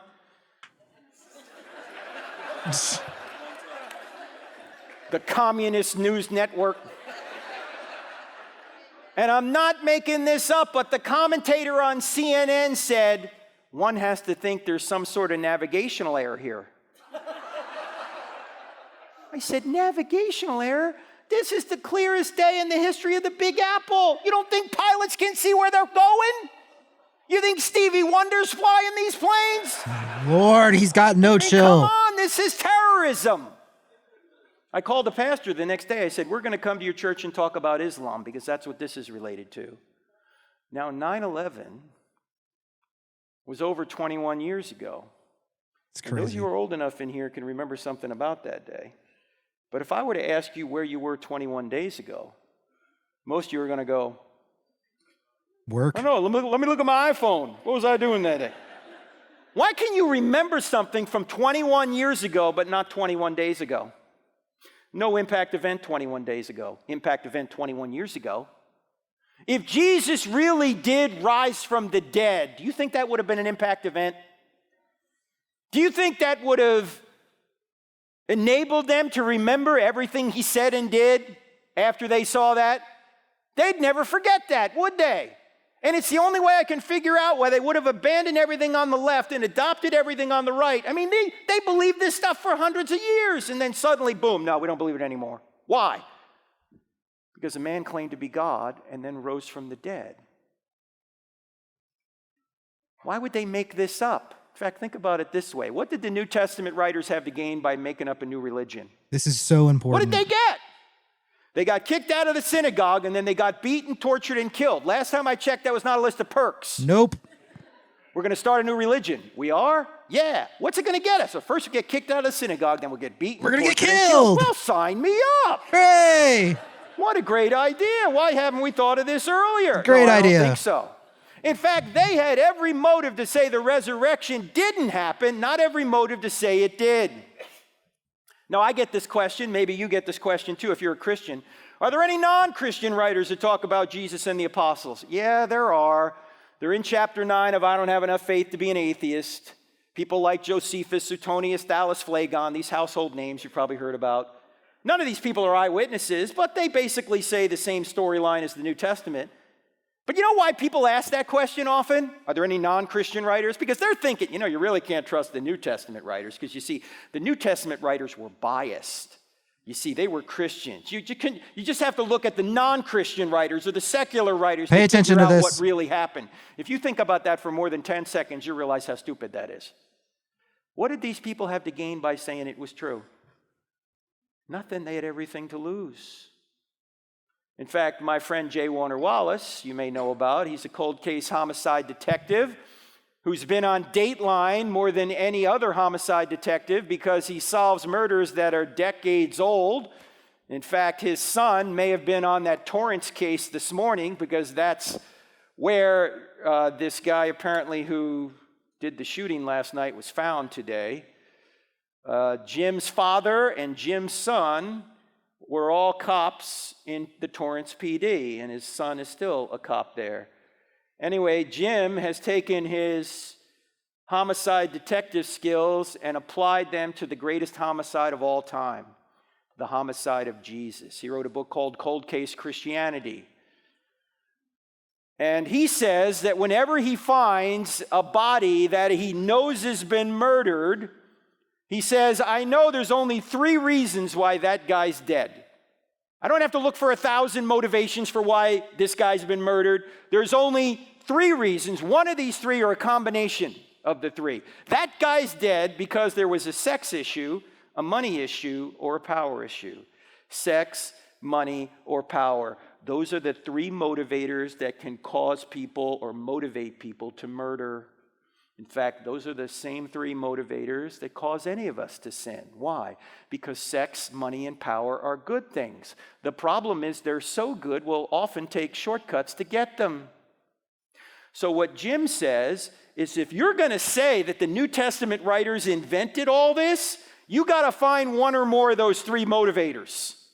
So let's go through it. Ladies and gentlemen, did the writers of the New Testament get real popular with the ladies for saying Jesus had resurrected from the dead? No, they didn't get sex.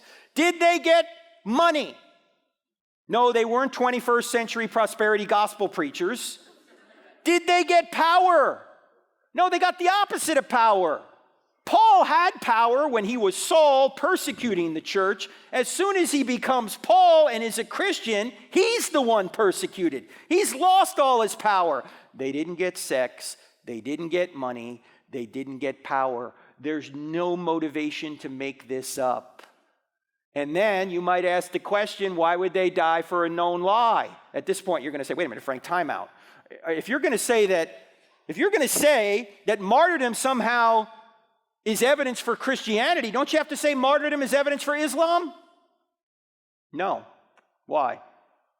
Because there's a lot of differences between the Muslim martyrs of today and the New Testament martyrs of New Testament times, but let's just look at one difference for our purposes here. The Muslim martyrs of today don't have evidence. They haven't witnessed anything that tells them that Islam is true. They just have faith. The New Testament martyrs, on the other hand, witnessed Jesus rise from the dead. They saw Jesus. They touched Jesus. They ate with Jesus. They verified with their own senses that Jesus had risen from the dead. Some people will die for a lie they think is the truth. Nobody will die for a lie they know is a lie. And the New Testament writers were in a position to know whether it was a lie or not, and they went to their deaths anyway. You can't get better evidence than that unless you were there yourself. Now, what I'm about to say, the last thing I'm going to say on this, and this is going to sound like heresy, Pastor John, for just a second, but it's not. Stick with me. Christianity is not true because a series of documents we put under one binding we call the Bible says it's true. In fact, Christianity would be true if the Bible never existed. How can that be? Do you realize there were thousands of Christians before a line of the New Testament was ever written? Why? Because they didn't read about it in a book. They saw Jesus. They touched Jesus. They ate with Jesus. They verified with their own senses that Jesus had risen from the dead. Later, they put it in a book. But it wasn't the book that gave us Christianity. It was the resurrection that gave us Christianity. Do you see the point? Thankfully, they later put it into a book so we could know about it and orient our lives toward it, but you wouldn't have documents written in the first century by Jews claiming a man claimed to be God and rose from the dead unless a man claimed to be God and actually rose from the dead. In fact, we could put it this way. The New Testament writers did not create the resurrection. The resurrection created the New Testament writers. You wouldn't have documents written in the first century by Jews saying this had happened unless it really did. There's no motive to make this up. Every motive to say it didn't happen because they paid with their lives with it. Now, let's go through the overall outline real quickly. Does truth exist? If someone says there's no truth, you're going to say, is that true? Does God exist? First argument, cosmological. One person listened. Second argument, teleological. Third argument, moral. Are miracles possible? What's the greatest miracle in the Bible? Genesis 1:1. If that verse is true, every other verse is at least possible. Did Jesus rise from the dead? Sure seems. We only looked at 2 out of 10 reasons. Embarrassing and excruciating testimony. So, with that being said, don't forget to text the word evidence to 855-909-0582. 855-909-0582. If you do that, I'm going to send you the entire PowerPoint presentation, 360 slides, PDF. If you want to get books, we're out of books, but you can order it now. We'll send it here to be here next week. Now, there's that number again. Also, I want to point out we're teaching online courses now. I'm teaching online courses. Good stuff, man. Stephen C. Meyer is from the Discovery Institute. We've got Gary Habermas teaching courses. He's the world-renowned expert on the resurrection. Sean McDowell, J. Warner Wallace, the guy you just saw. So check all that out. We even have a new course for 6th to 8th graders starting February 6th. You may want to check that out if you have a young iPhone or your Droid out and go, hey, got an answer right there. Why not? All right, so yeah, it's go check true. Go check them out, there. guys. Go check them out on all these platforms. It's Incredible. Incredible stuff. Very well thought out. I love the approach, the intellectual approach he looks at all of these things. I found it irrefutable myself. He's done a couple of really good debates with Christopher Hitchens, and I don't understand how anyone, if you read through some of those comments, I don't understand how anyone thinks Hitchens won those debates. It's crazy. Why not? All right, so it's true. So what? Well, the best news of all, someone actually did die for you. Now, when I was in the Navy, I was in naval aviation, we had to earn golden wings, which were fairly hard to earn. But there's nothing more difficult in the Navy, maybe any military, to earn than a golden trident. Very few people that start SEAL training make it through, 5, maybe 10%. Those that do make it through wear that trident with pride. It is their identity. When Michael Monsoor was buried in Rosecrans Cemetery right down here in San Diego, just about every Navy SEAL on the West Coast showed up for his funeral. And when they passed his casket, they took off their tridents and they pressed them into his casket. They took their identity and put their identity in the one that sacrificed himself for them. That's what we're supposed to do. But our culture says, no, don't put your identity in your Savior. Put your identity in your political party, or put your identity in your ethnic group, or put your identity in your sexual orientation, or your vocation, or your bank account. Do you realize, ladies and gentlemen, that none of those things are ultimate? You can lose everything in this world. You can lose your spouse, you can lose your children, you can lose your fortune, you can lose your job, you can lose your status, you're eventually going to lose your life. The only thing you can't lose is your Savior. He's eternal. Why would you put your identity in anything other than Him? He went to the cross. So his biographer John, who wrote the Gospel of John, says in the first chapter, He has given you the right to become a child of God. Do you realize that every other religion and every other worldview out there tells you that you have to achieve your identity? Man, if you have to achieve your identity, all the pressure's on you. You've got to perform. And there's always somebody that can do it better. If you put your identity in your job, what happens to you when you lose your job? You no longer have an identity? You put your job in another person, what happens when, God forbid, that person leaves you or dies? You no longer have an identity? Yes, sir, Nasty. Put your identity in your bank account. What happens when the stock market crashes? You no longer have anything. You no longer have an identity? No, you and I were meant to put our identity in our Savior. We don't achieve our identity. We receive our identity. You don't do anything. You just accept it. It's yours forever. It's a gift. It takes all the pressure off you and you can't lose it. And He didn't just die, He also rose again. If you don't trust... Boom. Yeah, he's great, man. Questions from college students or anybody who shows up to his events and stuff. Amazing. Yeah, I couldn't have worded any of that better myself, you know? So that's why I wanted to sit there and watch it live and have it documented live.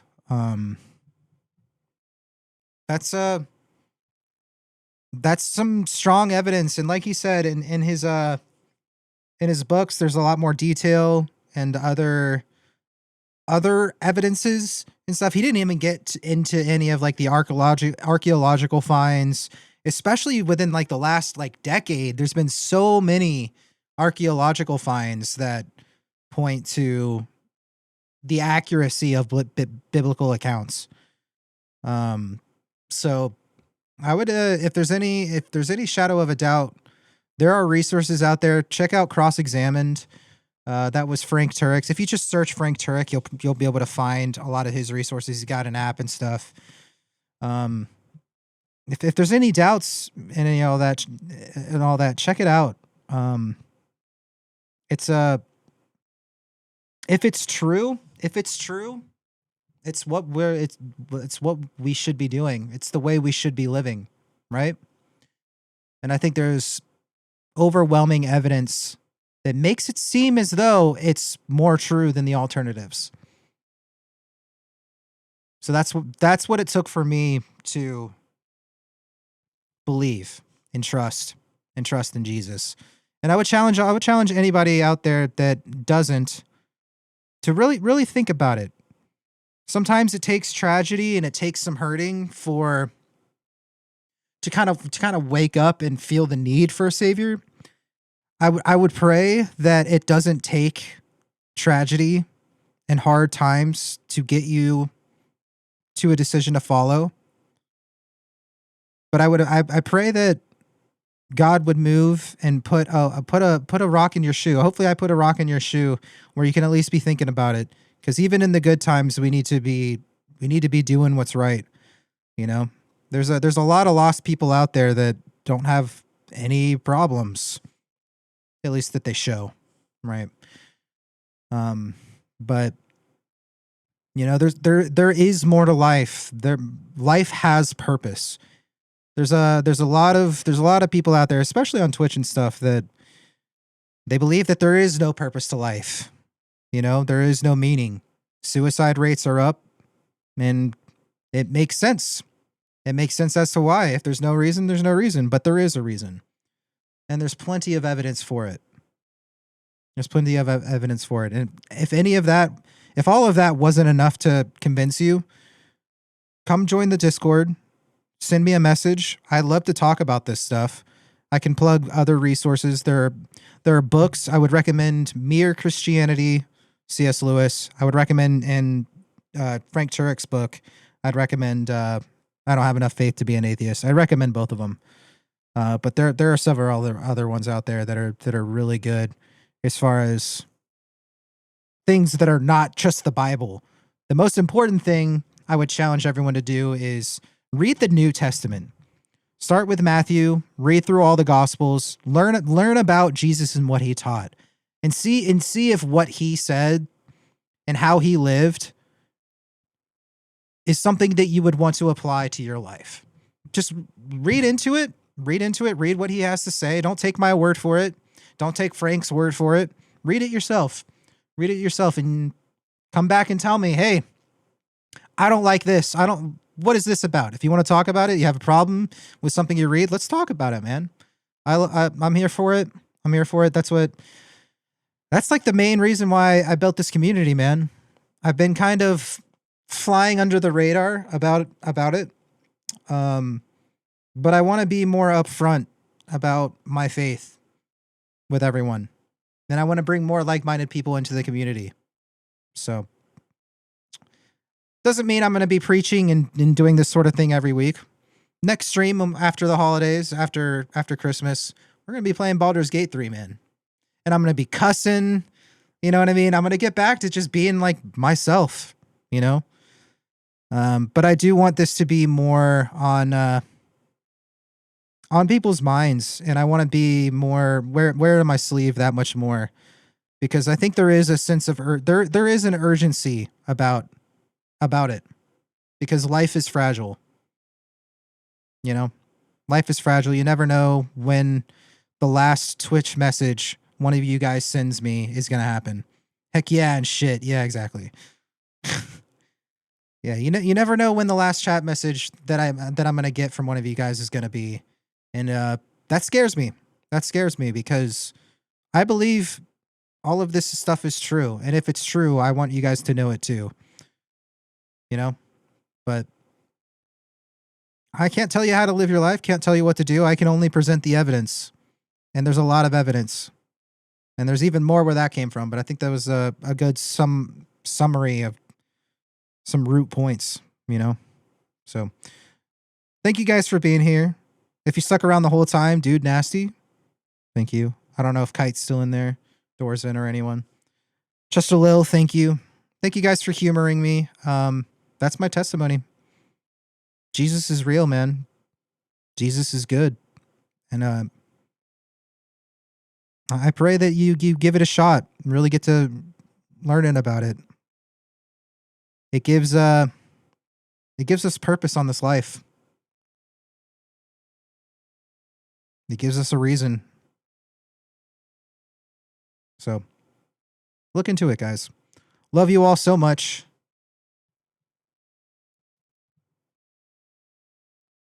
So much. I'm gonna get out of here. I gotta go to work. It is work time. Merry Christmas. I'll let you guys know in the Discord when I'm going live next. I'm not sure exactly when, but I'll let you know when. Merry Christmas.